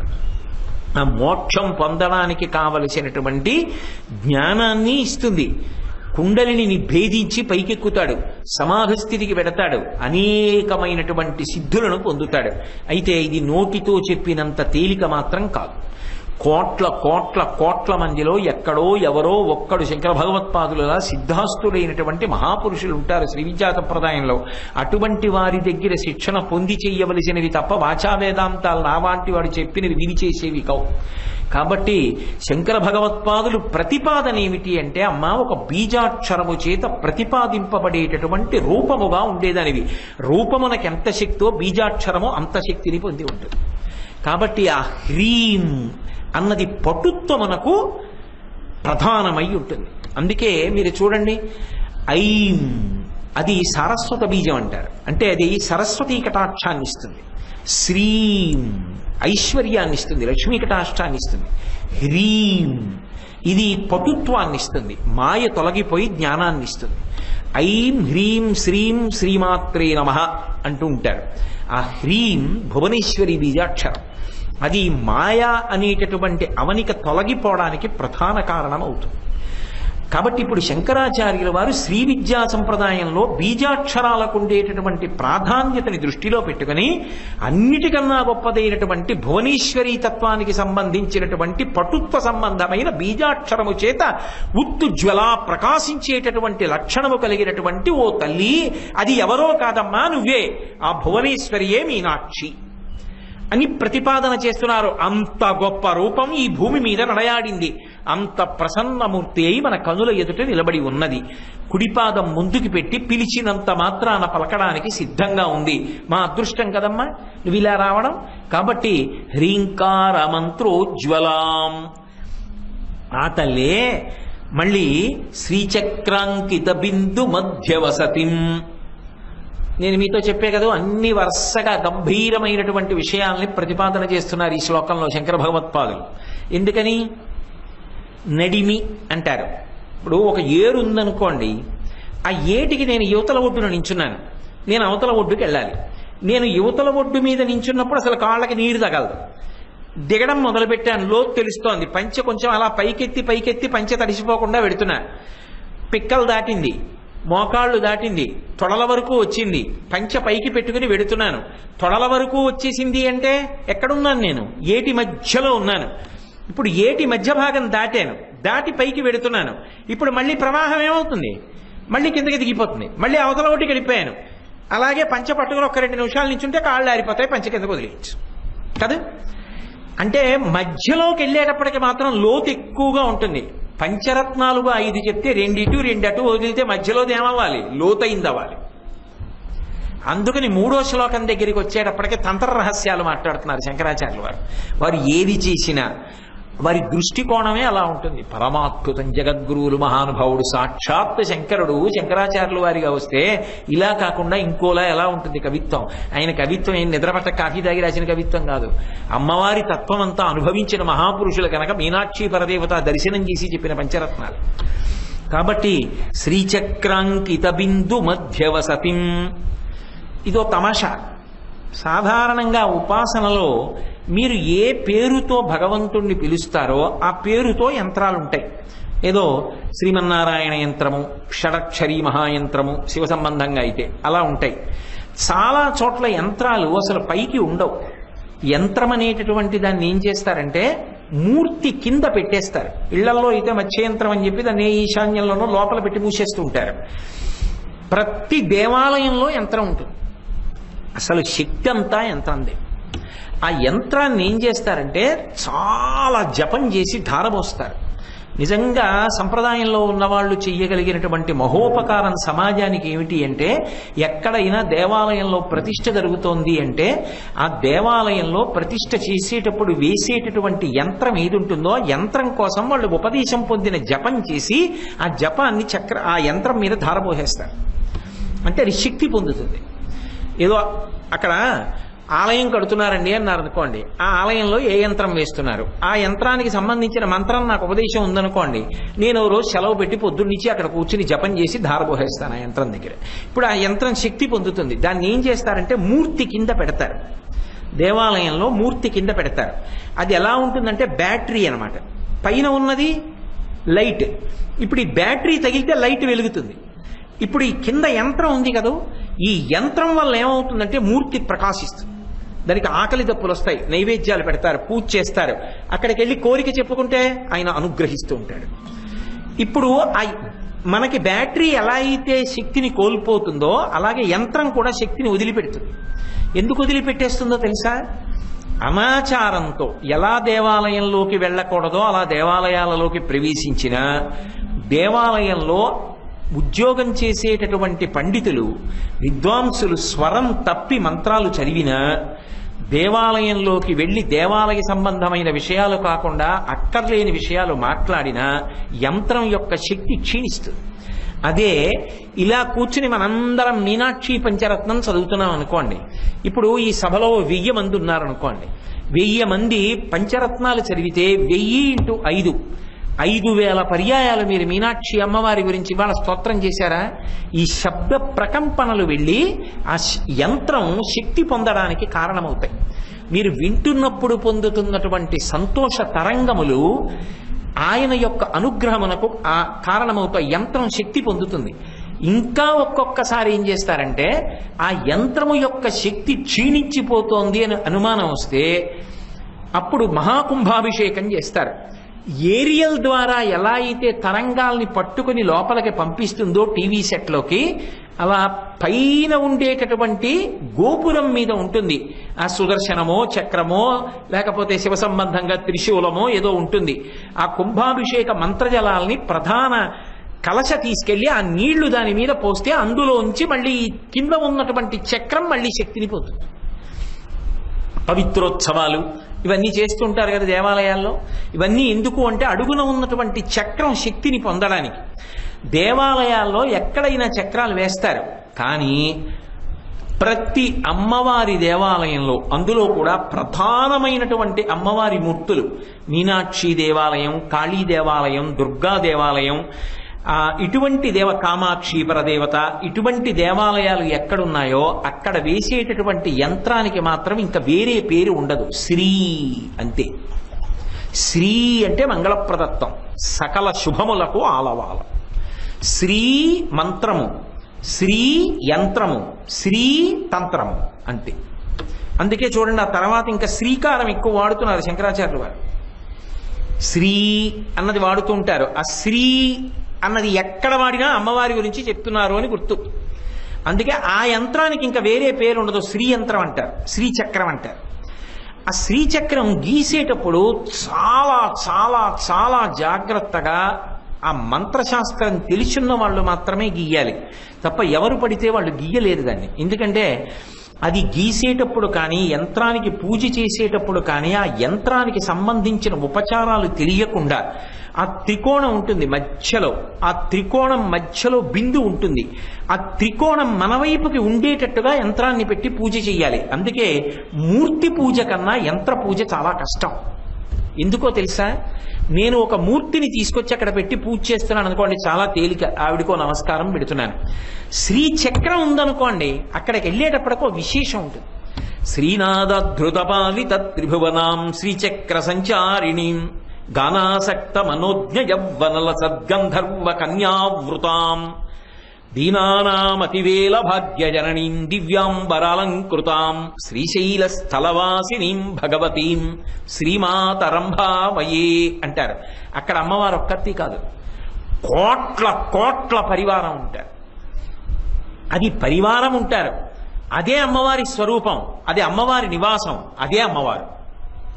ఇప్పుడు నవావరణార్చన అంటారు. ముత్తుస్వామి దీక్షితారు వారు నవావరణార్చన చేశారు, నవావరణార్చన కీర్తనలు చెప్పారు అంటారు. శ్రీచక్రం నవావరణార్చన చేస్తున్నారండి అంటారు. అది పైన 3 సున్నలు ఉంటాయి, లోపల ఒక సున్న ఉంటుంది, మళ్ళీ దానికి ఆ దళాలు ఉంటాయి, ఆ మధ్యలో త్రిభుజాలు ఉంటాయి. ఆ త్రిభుజాలు ఒకదాన్నొకటి ఖండించుకుంటూ ఏర్పడతాయి. ఏర్పడినప్పుడు 44 త్రిభుజములు ఏర్పడతాయి. మధ్యలో ఉండేటటువంటి త్రిభుజం మధ్యలో బిందు ఉంటుంది. ఈ చుట్టూ ఉన్నవి ఆవరణలు అంటారు. ఆవరణలు అంటే ప్రతి ఆవరణకి ఒక అధిష్టాన దేవత ఉంటుంది, ఆవిడికి పరివారం ఉంటుంది. ఆ ఆవరణకుండే దేవత, ఆ దేవతకుండేటటువంటి పరివారం, ఆవిడకుండేటటువంటి మంత్రం, ఆవిడకుండేటటువంటి అంగన్యాసం, కరన్యాసం, ఇవి తెలిసి పూజ చేయాలి. అదే మీరు మూర్తిని పూజ చేస్తున్నారనుకోండి, మీరు ఒక ప్రార్థనా శ్లోకం చెప్పి ఏమీ లేదు, మీకు తెలియదు. శ్రీ వ్యాసుడు అందుకే శ్రీయ ప్రయోగించి మొదలుపెట్టాడు. శ్రీమాత చాలు, శ్రీమాత్రే నమః సరిపోయిందంటే తేలిక పద్ధతి, పరమ తేలిక, ఇబ్బంది లేని స్థితి. అదే శ్రీ చక్రం దగ్గరికి వచ్చారనుకోండి, చుట్టూ కోట్ల మంది దేవతలు పరివేష్టించి ఉంటారండి. ఇంతమంది దేవతల్ని దాటుతూ వెళ్ళాలి. ఇంద్రుడు కూడా వెళ్ళలేక ఎక్కడో ఉంటాడు. ఇంతమందిని దాటుతూ వెళ్ళారనుకోండి, వెడితే ఆవిడ మధ్యలో ఆ బిందుస్థానంగా ఉంటుంది, మధ్యలో ఉన్న త్రికోణంలో బిందుస్థానంగా ఉంటుంది. అక్కడ ఆరాధింపబడుతూ ఉంటుంది ఆవిడ. ఆ బిందువుని అర్చన చేస్తే అమ్మవారిని అర్చన చేసినట్టు. అది అందుకే లోకంలో ఒక మాట చెప్తారు. మామూలుగా మనం నివాసం చెప్పినప్పుడు కైలాసంలో ఉన్నారు పార్వతీ పరమేశ్వరులు అంటాం. రెండవది మళ్ళీ శ్రీనగరం అంటాం కదా, శ్రీమన్నగర నాయక అంటాం కదా, శ్రీమన్నగరానికి ఆవిడ నాయిక అంటాం. మేరు పర్వతం మీద ఆ పైన ఒక శిఖరం మీద శ్రీనగరంలో ఉంటుంది ఆవిడ, ఆ చింతామణి గృహంలో ఉంటుంది అని. కాబట్టి అక్కడ ఒక నివాసంగా చెప్తారు. మూడవది సాక్షాత్తు శ్రీచక్రమే. ఆ శ్రీచక్రం చుట్టూ అనేక మంది కన్యలు నిలబడి పాటలు పాడుతూ వాద్యాలు మ్రోగిస్తూ ఆవిడ్ని సంతోష పెడుతూ ఉంటారు. దాన్ని పూజ చేయడం బాగా శాస్త్రం తెలిసి ఉండి గురుముఖత తెలుసుకుని చేయవలసి ఉంటుంది. అంతే ఫలితం, తేలిక మార్గం. మీనాక్షి అమ్మవారి మూర్తి ఒకటి పెట్టుకుని అమ్మా అన్న అదే శ్రీచక్రం. ఎవరి స్థాయిని బట్టి వారు ఉపాసన చేస్తారంతే. అమ్మా అని పిలవగలిగిన పిల్లవాడికి ఆవిడ అమ్మే. అమ్మా అంటని రాలేదు, అమ్మ అమ్మ అంటున్నాడు, అయినా ఎంతో ప్రేమగా పలుకుతుంది. నీ శక్తిని బట్టి నువ్వు ఆరాధన చేస్తే చాలు, అక్కర్లేని దానికి గెంతకుండా ఉంటే చాలు. కాబట్టి ఇది శంకర భగవత్పాదులు ప్రతిపాదన చేస్తున్నారు. అమ్మా, లోకంలో ఎక్కడైనా ఆయా దేవతల పేర్ల మీద యంత్రాలు ఉంటాయి, నీ దగ్గరికి వచ్చేటప్పటికి మాత్రం శ్రీకారమే నీ యంత్రం అంతే. శ్రీయంత్రం, శ్రీచక్రం, శ్రీనగరం, శ్రీని స్వరూపం, శ్రీమంత్రం, శ్రీతంత్రం, శ్రీచక్రం, శ్రీయంత్రం అన్నీ అంతే. శ్రీ విద్య.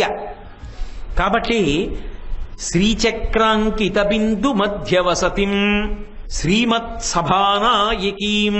ఆవిడెవరు అంటే ఆవిడే శ్రీమత్ అంటే ఐశ్వర్యవంతమైనటువంటి సభకంతటికి కూడా ఆమె నాయకురాలు, ఆమె పరిపాలకురాలు.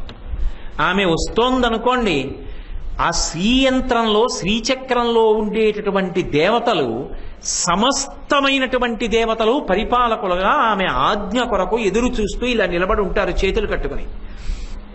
వస్తుంది అమ్మగారు అని. అమ్మగారు వస్తారు.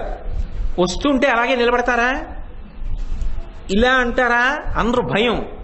ఆవిడ నడిచి వస్తోందనుకోండి, ఆవిడ పట్టు చీరలోంచి ఇలా కుడిపాదం బయట పెట్టి లోపల నుంచి బయటికి రాగానే మొట్టమొదట సృష్టికర్త అయినటువంటి బ్రహ్మగారు నేల మీద పడి నమస్కారం చేస్తారు. ఇప్పుడు ఆవిడ నడిచి వెడుతుంటే సౌందర్యలహరిలో శంకరాచార్యులు వారు చెప్తారు, చెలికెత్తెలు అమ్మా ఇది బ్రహ్మ కిరీటం, ఇది విష్ణు కిరీటం, ఇది రుద్ర కిరీటం, ఇది ఇంద్ర కిరీటం, ఇది వరుణ కిరీటం. అమ్మా ఇందులో ఈ మణులు ఉన్నాయి, నీ పాదానికి ఒరుసుకుంటాయేమో, జాగ్రత్త స్మా అని చెప్తుంటే ఆవిడ టీవీగా నడుస్తుంటే ఈ కిరీటములలో ఉండేటటువంటి మణుల కాంతులు పాదముల మీద పడి స్ఫుట మకుట నీరాజిత పదాం, వాళ్ళ కిరీటములలోని మణుల కాంతుల చేత హారతులు ఇవ్వబడుతూ ఉంటుంది. రాజన్మత్త మరాళ మందగమనాం రాజీవ పత్రిక్షణాం రాజీవ ప్రభవాది దేవ మకుటై రాజత్పదాంభోరుహాం రాజీవాయతపత్ర మండిత కుచాం రాజాధిరాజేశ్వరీం శ్రీశైల స్థలవాసినీం భగవతీం శ్రీమాతరంభావయే. అది శంకర భగవత్పాదులే. రాజన్మత్తమరాళమందగమనాం, మెల్లమెల్లగా ఆవిడ టీవీగా నడిచొస్తుంటేట సభలోకి. రాజన్మత్తమరాళమందగమనాం రాజీవ పత్రేక్షణాం, తామర పువ్వుల్లాంటి కన్నులతో ఇలా ఇలా సభ వంక చూస్తూ ఆవిడ నడుస్తుంటే రాజీవాయత పత్రమండిత కుచాం, అంతేకాదుట రాజన్మత్తమరాళమందగమనాం రాజీవ పత్రేక్షణాం రాజీవ ప్రభవాది దేవ మకుటై రాజత్పదాంభోరుహాం. అంటే రాజీవం అంటే ఆ తామర పువ్వులోంచి పుట్టినటువంటి చతుర్ముఖ బ్రహ్మగారు తన 4 తెలలకు పెట్టుకున్నటువంటి కిరీటములు నేలకి తగిలేటట్టుగా అటు ఇటు దొర్లుతుంటే ఆ కిరీటముల మించి వస్తున్నటువంటి మణుల యొక్క కాంతులతో కలిపి మిగిలిన వాళ్ళందరూ కూడా చేస్తున్నటువంటి నమస్కారముల వలన వాళ్ళ తలలకి పెట్టుకున్నటువంటి కిరీటములలోని మణుల యొక్క కాంతుల చేత నీరాజనములు ఇవ్వబడుతూ ప్రకాశిస్తున్నటువంటి పాదములు కలదానా. అంటే ఇప్పుడు ఆ సభలో ఎవరున్నారో అందరూ ఆమె అడుగు తీసి అడుగు వేస్తుంటే నేల మీద పడి నమస్కారం చేసి తమ కిరీటములలోని మణుల చేత ఆమె పాదములకు నీరాజనములు ఇస్తారు. కాబట్టి శ్రీమత్ సభానాయికీం, ఆ తల్లి ఎవరు అంటే శ్రీమత్ సభకి పరమైశ్వర్యప్రదమైన సభ, లోకపాలకులందరూ అక్కడ ఉంటారు. అటువంటి దానికి ఆమె నాయకురాలు. శ్రీమత్ సభానాయకీం అంతేనా? కాదు. శ్రీ అంటే కీర్తి, ఐశ్వర్యం. ఆ కీర్తి ఎక్కడుందో అక్కడ సమస్తమైన విభవములుంటాయి. ఆ కీర్తిని ఎవరికి ఆవిడ కట్టబెడుతుందో వాడు సభా పూజ్యత పొందుతాడు. జీవితంలో భగవదనుగ్రహం పరిపూర్ణంగా పొందినవాడైతే సభాపూజ్యుడవుతాడు. సభాపూజ్యుడు అన్న మాటకు అర్థం ఏంటంటే ఆయన వస్తున్నాడు అనుకోండి, అందరూ లేచి నిలబడతారు. ఆయన వస్తున్నారు, ఆయన అందరూ కింద కూర్చుంటే పైన కూర్చుని మాట్లాడతాడు, పైన కూర్చుని పాట పాడతాడు, పైన కూర్చుని వాద్యం రోగిస్తాడు, పైన కూర్చుని మంత్రపఠనం చేస్తాడు. అంటే సభలో ఆయన వస్తున్నాడు అనేటప్పటికి అందరూ లేచి నిలబడతారు. అలా ఎవరైనా జీవితంలో గౌరవింపబడితే, అలా గౌరవింపబడడానికి కారణము ఎవరై ఉన్నారు అంటే ఆ తల్లి ఏదో ఒక విభూతిని ఆయన యందు కటాక్షించింది. అలా కటాక్షించింది కాబట్టే ఆయన సభాప్రవేశం చేసినప్పుడు మిగిలిన వారు నిలబడతారు. మిగిలిన వారంటే సభంతా లేచి నిలబడుతుంది. ఎక్కడో ఎవరో పాపం శారీరక వైక్లభ్యం చేత లేవలేని వారు ఉండవచ్చు, చూడక లేవని వారు ఉండవచ్చు, అది తప్పు కాదు. కానీ అందరూ అంత మర్యాద, అంత గౌరవాన్ని పాటిస్తారు. అంత గౌరవాన్ని, అంతమంది మన్ననని పొందడం అంటే అదేదో అధికారము చేత కాదు. ఆయనని గౌరవించాలని అంతమంది మనసులో పవిత్రమైన భావన పొందారు అంటే అది వాడి గొప్ప కాదు. వాడిలో అమ్మవారు ఏదో ఒక విభూతిని ప్రవేశపెట్టి నువ్వు బాగా నా గురించి మాట్లాడతావురా అని మాట్లాడగలిగిన శక్తిని కట్టబెట్టింది. నువ్వు నా గురించి పాడతావన్న శక్తి కట్టబెట్టింది. నువ్వు నా గురించి వాద్యం రోగిస్తావని కట్టబెట్టింది. నా గురించి మంత్రం చెప్తావని కట్టబెట్టింది. నాకు సంబంధించిన క్రతువు చేస్తావని కట్టబెట్టింది. ఈ విభూతులను కట్టబెట్టి ఆయన వస్తున్నప్పుడు సభలో అందరూ నిలబడేటట్టు చేస్తే అప్పుడు ఆయన రంగస్థలం మీద ప్రకాశించి సభాపూజ్యతని పొందుతాడు. అందుకే చూడండి, మనకి కీర్తన ఉంటుంది, వరవీణా మృదుపాణి అన్న కీర్తన. అందులో చిట్ట చివరికి వచ్చేటప్పటికి ఎవరు ఆమె అంటే రంగనాయకి అంటారు. రంగస్థలమునకు నాయకి. ఆమె అనుగ్రహం ఎవరికి కలిగిందో వాడు రంగస్థలమునందు నాయకుడై సభా నిర్వహణ చేస్తాడు. సభాభ్య సభాపతిభ్యశ్చ వో నమో నమో, వాడు సభాపతి అయి సభా నిర్వహణ చేస్తాడు. కాబట్టి అమ్మా శ్రీమత్ సభాన యకీం, అందుకే ఈ శ్లోకం దగ్గరికి వచ్చేటప్పటికి శ్రీకారం బాగా తిప్పుతున్నారు శంకర భగవత్పాదులు. కాబట్టి అంత గొప్ప తల్లివి. అంతేనా? కాదు, ఆమె యందు ఒక గొప్ప విశేషం ఉంది. విభూతినిస్తుంది. విభూతినిచ్చి ఒక పరిశీలనం చేస్తూ ఉంటుంది. ఆ విభూతి చేత ఇంతమంది నన్ను గౌరవిస్తున్నారు, ఇంతమంది నన్ను పొగుడుతున్నారు, ఇంతమందికి నేను తెలుసు. అదొకటి అహంకారానికి పెద్ద కారణం తెలుసా అండి? మీరు రైలు ఎక్కుతున్నారనుకోండి, ఎవరెవరో వచ్చి నమస్కారం పెట్టి మీతో ఫోటో తీయించుకోవండి అన్నారనుకోండి, అది అహంకారానికి ఒక కారణం. చూసారా ఎంతమందికి నేను తెలుసో, అప్పుడు అహంకారాన్ని పొందుతాడు. చూసారా ఎంతమంది నన్ను గుర్తుపడతారో, ఓ అహంకారం. కానీ ఆవిడ ఏం చేస్తూ ఉంటుందంటే పరిశీలిస్తూ ఉంటుంది.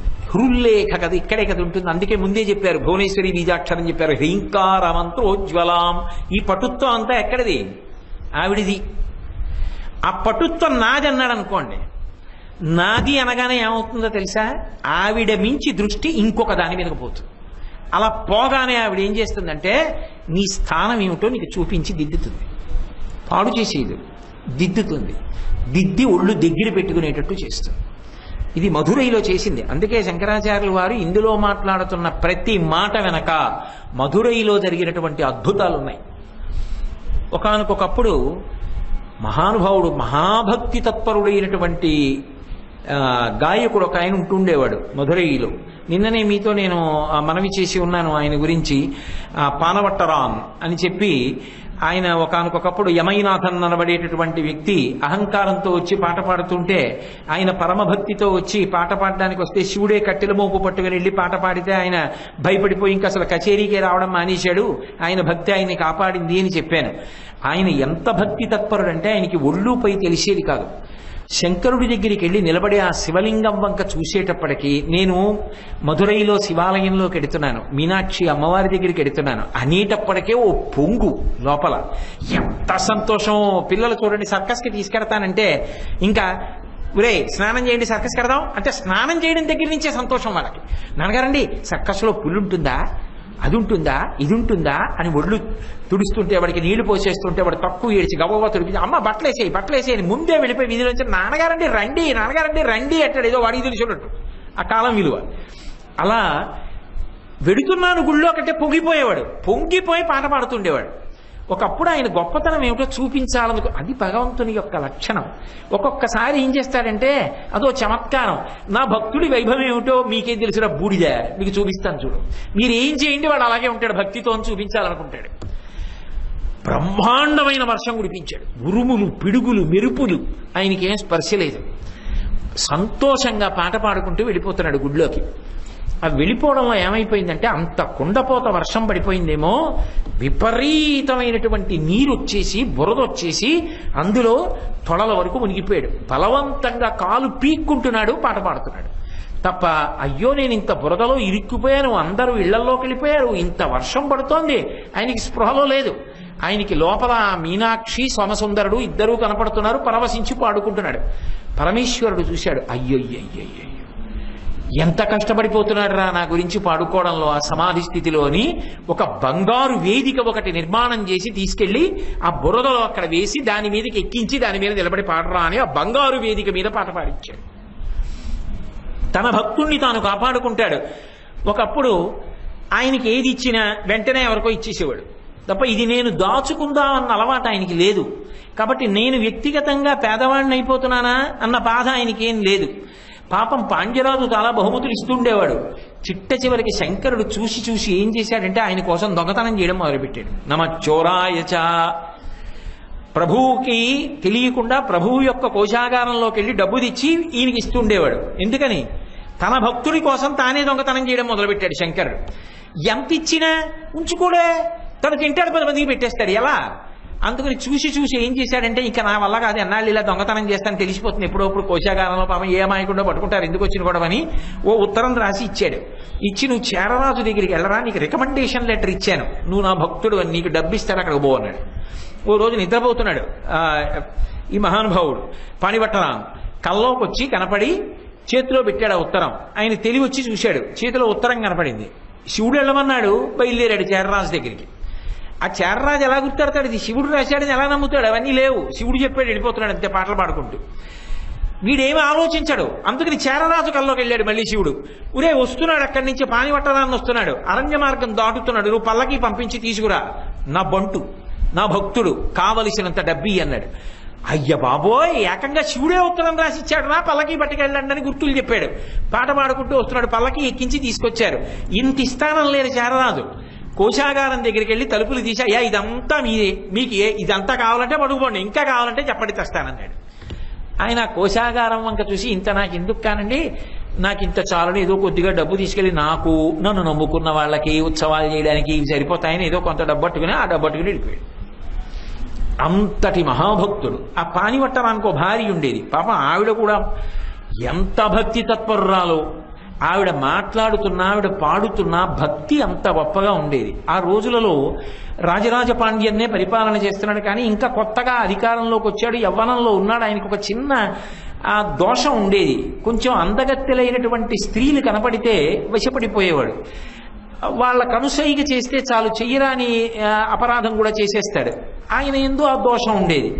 సరే, ఆయనకున్నటువంటి ఈ బలహీనతని గుర్తించి రాజ్యంలో ఒక నర్తకీమణి, ఆమె విదుషీమణి, బాగా అన్ని విషయాలు తెలుసు, ఆవిడ ఆయన్ని వశపరుచుకుంది. వశపరుచుకుని తన కోరికలన్నీ ఆయన ద్వారా తీర్చుకుంటూ ఉండేది. రాజు ద్వారా ఉత్తర్వులు ఇప్పిస్తూ ఉండేది.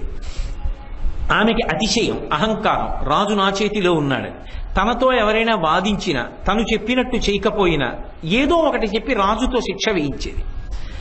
ఒకప్పుడు ఆమె ఒక రాగం గురించి ఏదో చెప్పింది. చెప్తే పాణిభట్టరాన్ భార్య, కాదమ్మా ఆ రాగానికి సంబంధించిన విషయం అది కాదు తల్లి, ఇలా ఉంటుంది అని చెప్పింది. పాపం ఆవిడేమీ విభేదించడంలో తీవ్రంగా మాట్లాడలేదు, వ్యగ్రతతో మాట్లాడలేదు, కానీ ఆవిడ మీద కక్ష పెట్టుకుని ఎలాగైనా అవమానింప చెయ్యాలి అనుకుంది. అనుకుని జాఫ్నా నుంచి ఒక గొప్ప సుందరీమణి, నర్తకీమణిని పిలిపించింది. ఆమె పాట కూడా పాడుతుంది. ఈమె చాలా బాగా పాడుతుంది, కానీ ఈమె పాడుతున్నప్పుడు మన రాజ్యం నుంచి కూడా ఒకళ్ళు పోటీగా పాడితే బాగుంటుంది. పాణిభట్టరాన్ భార్యని పిలిపించి పాడించండి అంది. ఎందుకని? రాజు బలహీనత ఆవిడికి తెలుసు. ఆమెకి ముందే చెప్పింది, నువ్వేం చెయ్యక్కర్లా, పాట పాడుతూ పాడుతూ మధ్య మధ్యలో ప్రీగంట మా రాజుని ప్రీతితో చూసి ఓ దొంగ నవ్వు నవ్వుతుంటే చాలు, నీకే బహుమానం. ఆ జాఫ్నా నుంచి వచ్చినటువంటి సుందరి నమ్మింది. పాపం పాణిభట్టరాన్ భార్యని పిలిచారు. నాకెందుకు ఇలాంటి పోటీలు అవి నాకు ఇష్టం ఉండవు, నేనేదో భగవంతుడి మీద దేవాలయానికి వెళ్ళి పాడుకుంటాను, నాకు వద్దంది ఆవిడ. కాదు, రాజశాసనం పాడమన్నారు. ఏమిటి? ఓడిపోయిన వాళ్ళు ఎవరుంటారో వాళ్ళు గెలిచిన వాళ్ళని మెడ మీద ఎక్కించుకుని భుజాల మీద మొయ్యాలి, అది నియమం. నిజానికి జాఫ్నా నుంచి వచ్చిన ఆవిడ పాట పాడుతూ క్రీగంట రాజుని చూసి నవ్వుతుంటే రాజు వశపడిపోయి మురిసిపోయాడు. పాణివట్టరాన్ భార్య పరమ శుద్ధంగా అపారమైన భక్తితో పాట పాడింది. కానీ రాజు తన సహజమైనటువంటి చాపల్యం చేత జాఫ్నా నుంచి వచ్చిన సుందరే బాగా పాడింది అని తీర్పు చెప్పాడు. కానీ ఎవరి యందు విద్య చేత అహంకారం కలిగిందో, ఎవరు విద్య చేత సమాజాన్ని భ్రష్టు పట్టిస్తున్నారో, ఎక్కడ రాజు అలా పాడైపోతున్నాడో, ఎక్కడ సభా గౌరవం నాశనం అవుతోందో అక్కడ అమ్మవారు జోక్యం చేసుకోవద్దు. అందుకని అమ్మవారు అకస్మాత్తుగా ఒక మాట పలికించింది. ఇవాళ పోటీ పూర్తయిపోలేదు, రేపు కూడా ఉంది. వెంటనే భావప్రచోదనం కదలిక ఆవిడిది కదూ, అకస్మాత్తుగా రాజు నోటి వెంట ఒక మాట వచ్చింది. రేపు సభ ఇక్కడ కాదు, శివాలయంలో నాట్య మందిరంలో అక్కడ పాట పాడతారన్నారు. సరే, మర్నాడు శివాలయంలో గానమందిరంలో పోటీ పెట్టారు. ఆ వచ్చిన జాఫ్నా సుందరి పాట పాడింది. ఈవిడ పరమభక్తితో పాడింది. ముందు రోజు వెళ్ళి ఏడిచింది మీనాక్షి దగ్గర, శివుడి దగ్గర. అమ్మా, నాకు బహుమానం రాలేదని బాధపట్టలేదు, నేను జాఫ్నా సుందరిని మొయ్యవలసి వస్తుందని బాధపట్టలేదు. కానీ నిష్పక్షపాతమైన తీర్పు జరగలేదు. సభా గౌరవం పోయింది. సభలో ఎవరు గౌరవింపబడాలో వాళ్ళు గౌరవింపబడనప్పుడు ఆ సభలో తీర్పునిచ్చినటువంటి రాజుకి అమర్యాద వస్తుంది. ఈ రాజ్యం ఎంతో కాలంగా మీది. ఇటువంటి రాజ్యంలో ఇవాళ ఇలాంటి పరిస్థితులు జరిగితే అమ్మా గౌరవం ఎక్కడ నిలబడుతుంది? కాబట్టి నన్ను కాపాడమ్మా అని నమస్కారం చేసి వెళ్ళింది. మరునాడు మళ్ళీ ఆ పాట పాడుతున్నారు. పాడుతున్నప్పుడు పరదేవత యొక్క ప్రచోదనం, ఆ శివుని యొక్క అనుగ్రహం, ఆయన యొక్క ఆ ఆలోచన రాజులో ప్రవేశించి ఆ జాఫ్నా సుందరి పాట పాడి తర్వాత ఈ పాణివట్టరాన్ భార్య పాట పాడేటప్పటికీ ఎక్కడో అలౌకికమైనటువంటి భక్తిలో మునిగిపోయాడు రాజు. ఆ అయిపోగానే తనని వశం చేసుకున్నటువంటి స్త్రీ వంక చూడకుండా అకస్మాత్తుగా ఆయనకు ఒక ఆలోచన వచ్చింది. నేను ప్రభువుని, ఇది దేవాలయం, ఈ రాజ్యాన్ని నిర్మించింది ఇచ్చింది మీనాక్షి సోమసుందరులు, నేను ఇటువంటి తీర్పునిచ్చి సభామర్యాద పాడు చేయకూడదు అని వెంటనే లేచి పాణివట్టరాన్ భార్య గెలిచింది అని ప్రకటించాడు. అది అలా గెలిచిందని చెప్పి జాఫ్నా సుందరిని ఆవిడ్ని మొయ్యమని దేవాలయం చుట్టూ తిప్పమన్నాడు. ఆవిడ మోయబడినందుకు సంతోషించలేదు, సభా గౌరవం నిలబడినందుకు సంతోషించింది.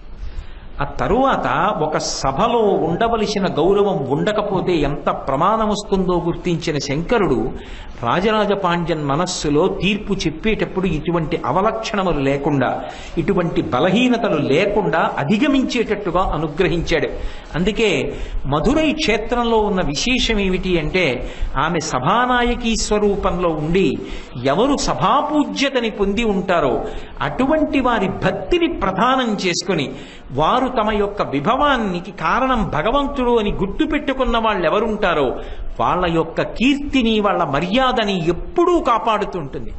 ఆ విభవం ఇచ్చిన అది అన్యాక్రాంతం చేసి ఏదో లోకంలో పేరు ప్రఖ్యాతి పొందడం కోసమని చెప్పేసేసి ప్రయత్నం చేసేటటువంటి వాళ్ళని బుద్ధి చెప్పి పాఠం చెప్పి నియంత్రించి మళ్ళీ వాళ్ళని సన్మార్గంలో నడిచేటట్టు చేస్తుంది. ఇన్ని ప్రయోజనములను ఏకకాలంలో పాణివట్టరాన్ భార్య పాట సమయంలో ఆవిడ ఆయన జోక్యం చేసుకుని దిద్ది కాపాడారు. కాబట్టి శంకరాచార్యుల వారు శ్రీమత్ సభానాయకీం అంటారు. శ్రీమక్షణ్ముఖ విగ్రరాజ జననీం శ్రీమజ్జగన్మోహినీం మీనాక్షీం ప్రణతోస్మి సంతతమహం కారుణ్యవారాన్నిధిం. ఏమి చెప్పేది? శంకరులు ఏం చేసినా చాలా ఆశ్చర్యంగా ఉంటుంది. మళ్ళీ శ్రీకారం వేస్తున్నారు. వేస్తూ మళ్ళీ ఒక మాట అంటున్నారు, శ్రీమత్షణ్ముఖ విఘ్నరాజ జననీం అన్నారు. ఆ తల్లికి కొడుకులే ఎవరు? విఘ్నేశ్వరుడు, సుబ్రహ్మణ్యుడు కూడా. అయినప్పుడు ముందు పెద్ద కొడుకు పేరు చెప్తారా, ముందు చిన్న కొడుకు పేరు చెప్తారా? ముందు పెద్ద కొడుకు పేరు చెప్పాలి. సాధారణంగా ఒకరి దగ్గరికి వెళ్ళి కీర్తిస్తున్నప్పుడు ఏం చెప్తాం? పోనీ అందులో పెద్ద ఆయన అవలక్షణాలు ఉన్నవాళ్ళండి, ఆయన పేరు ఎందుకు ముందు చెప్పడం, అందుకని చిన్నవాడి పేరు చెప్పారండి అందామా అంటే పెద్దవాడు హేరంబుడు. మరి మూకశంకరులు హేరంబేచ గుహేచ హర్షభరితం అలా ముందు వినాయకుడి పేరు చెప్పలా?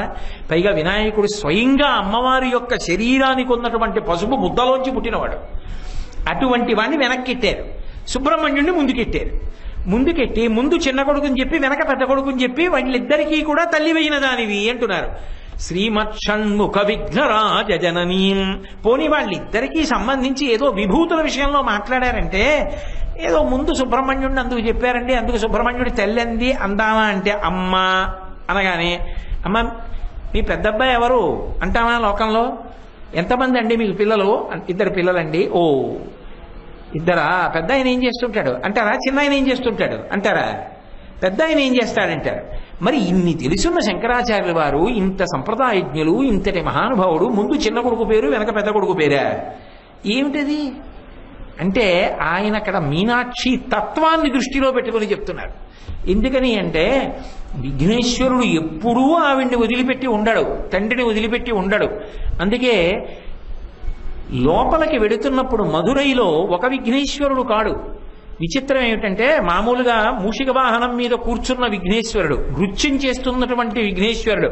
పూర్వం మొట్టమొదటి మీనాక్షి దర్శనం. కాలక్రమంలో ఏమైపోయిందో తెలుసా? విభూతి వినాయకుడిని ముందు ఆయన్ని దర్శనం చేస్తారు. ముందు దేవాలయంలోకి వెళ్ళగాని పిల్లవాళ్ళు అవనివ్వండి, పెద్దవాళ్ళు అవనివ్వండి, బొట్టు కన్నా ముందు విభూతి ఎట్టుకుంటారు. ఎక్కడదా విభూతి అంటే శివాలయంలోది కాదు, మీనాక్షి దేవాలయంలో ముందు మీనాక్షి దర్శనం.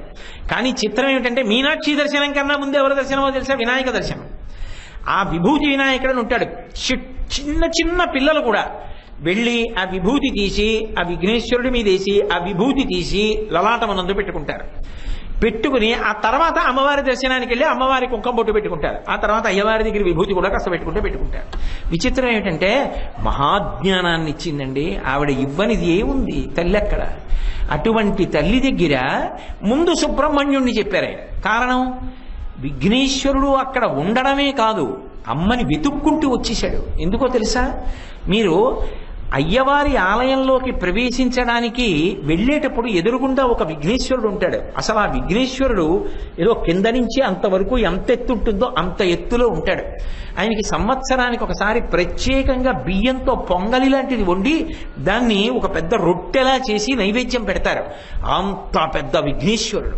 ఆయనకి ప్రత్యేకంగా పూజలు చేస్తారు, గరికతో మాలలు వేస్తారు. ఇంత గొప్పగా విఘ్నేశ్వర స్వరూపం ఉండగా మరి ముందుకు తీసుకొచ్చి శ్రీమత్షణ్ముఖ విఘ్నరాజ జననీం ఏమిటి అంటే దానికి ఒక కారణం ఉంది. మీనాక్షి పరదేవత రాజ్య పరిపాలన చేస్తూ సోమసుందరుణ్ణి వివాహం చేసుకుని శివపార్వతులు ఇద్దరూ అక్కడ ఉన్న తరువాత శంకరుడు ఒక మాట అన్నాడు, మనం ఇంతకాలం రాజ్య పరిపాలన చేశాం, ఇక దేవాలయంలో మూర్తులుగా నిలబడి భక్త పరిపాలన కూడా చేద్దాం ఎక్కడెక్కడున్న వాళ్ళని. కానీ మనకు ఒక కొడుకు పుడితే తప్ప రాజ్యాన్ని ఎలా అప్పచెప్తాం? కాబట్టి మనకు ఒక కొడుకు కావాలి. ఎవరు కొడుకు? విఘ్నేశ్వరుడు నీ శరీరంలోంచే వచ్చాడు. ఒక్క సుబ్రహ్మణ్యుడు పుట్టినప్పుడు మాత్రం నీ యొక్క కడుపులో వాసం చేయలేదు, నీ శరీరంలోంచి రాలేదు. నువ్వు కోరి కోరి ప్రార్థన చేశావు ఆ రోజున సనత్కుమారుణ్ణి, నా కడుపులో ఉండకపోయినా కనీసం నా శరీరం శరవణ తటాకంగా ఉంది హిమాలయ పర్వతాల మీద, ఆఖరణ వచ్చేటప్పుడు ఆ తటాకంలోంచి పైకి లే శరవణ భవ, అదే నీ మంత్రం, నీ పేరు అవుతాయండి. అలా నీ కోరిక తీర్చుకున్నావు. అందుకని నీకు ఇక్కడికి వచ్చినప్పుడు నీకు కోరిక తీరుస్తా, నువ్వు గర్భిణి అవుతావు. నీ కొడుకు సుబ్రహ్మణ్యుడు నీ కడుపులోకి ప్రవేశిస్తాడు, ఉగ్రపాంజన్ అన్న పేరుతో పుడతాడు. ఇంతకుముందు నువ్వు అలా గర్భిణి అవ్వలా, ఇప్పుడు నువ్వు గర్భిణివై సీమంతోన్నయనం చేసుకుని మహారాణి వారు గర్భవతి అయ్యారు అనిపించుకుని ప్రసవ వేదన పొంది కడుపారనెవ్వాని కన్న తల్లి అని సుబ్రహ్మణ్యుణ్ణి కందువుగానివి, కని పెంచి పెద్ద చేద్దువుగానివి అంటే అక్కడ ఆవిడ మురిసిపోయింది మధురైలో. అబ్బా సుబ్రహ్మణ్యుడు నా కడుపున పుడతాడా ఇక్కడ అంది. ఆ సుబ్రహ్మణ్యుడు రావడం ఏమిటో, ఆ పుట్టడం ఏమిటో, ఎన్ని చమత్కారాలు జరిగాయో, ఎందుకు శంకరాచార్యులు వారు సుబ్రహ్మణ్యుడిని ముందుకు తెచ్చారో, ఎందుకు విఘ్నేశ్వరుడిని వెనక్కి పెట్టారో, ఈ విశేషాలన్నీ మళ్ళీ రేపు సాయంకాలం 6:30 మనం కలుసుకున్నప్పుడు మీకు విజ్ఞాపన చేస్తాను. ఎందుకంటే మా అమ్మగారు చిన్నతనంలో ఏదో అంటుండేవారు, ఆశలావు పీక సన్నమని. అలా ఏదో చాలా ఉంది కదా, ఇవాళ 2 శ్లోకాలు అయిపోవాలని కొన్ని వచ్చాను. అసలు ఒక శ్లోకమే అవ్వలేదు. ఇవాళ ఎంత అయిందన్నది ప్రధానం కాదు, మనస్ఫూర్తిగా సంతోషంగా చెప్పుకున్నామా విన్నామా అన్నది ప్రధానం. కాబట్టి అన్ని కథలకులో ఆవిడే రేపు పూర్తి చేయిస్తుంది. కాబట్టి రేపు సాయంకాలం 6:30 కలుసుకున్నప్పుడు మిగిలిన విషయాలు విజ్ఞాపన చేస్తాను. మంగళాశాసనపరై వదాచార్య పురోగమై సర్వైశ్చ పూర్వైరాచార్యై సత్కృతాయాస్తు మంగళం. మంగళం కోసలేంద్రాయ మహనీయ గుణాత్మనే చక్రవర్తి తనూజాయ సర్వభౌమాయ మంగళం. ఉమాకాంతాయ కాంతాయ కామితార్థప్రదాయినే శ్రీగిరీశాయ దేవాయ మలినాథాయ మంగళం. సర్వం శ్రీ ఉమామహేశ్వర పరబ్రహ్మార్పణమస్తు. స్వస్తి.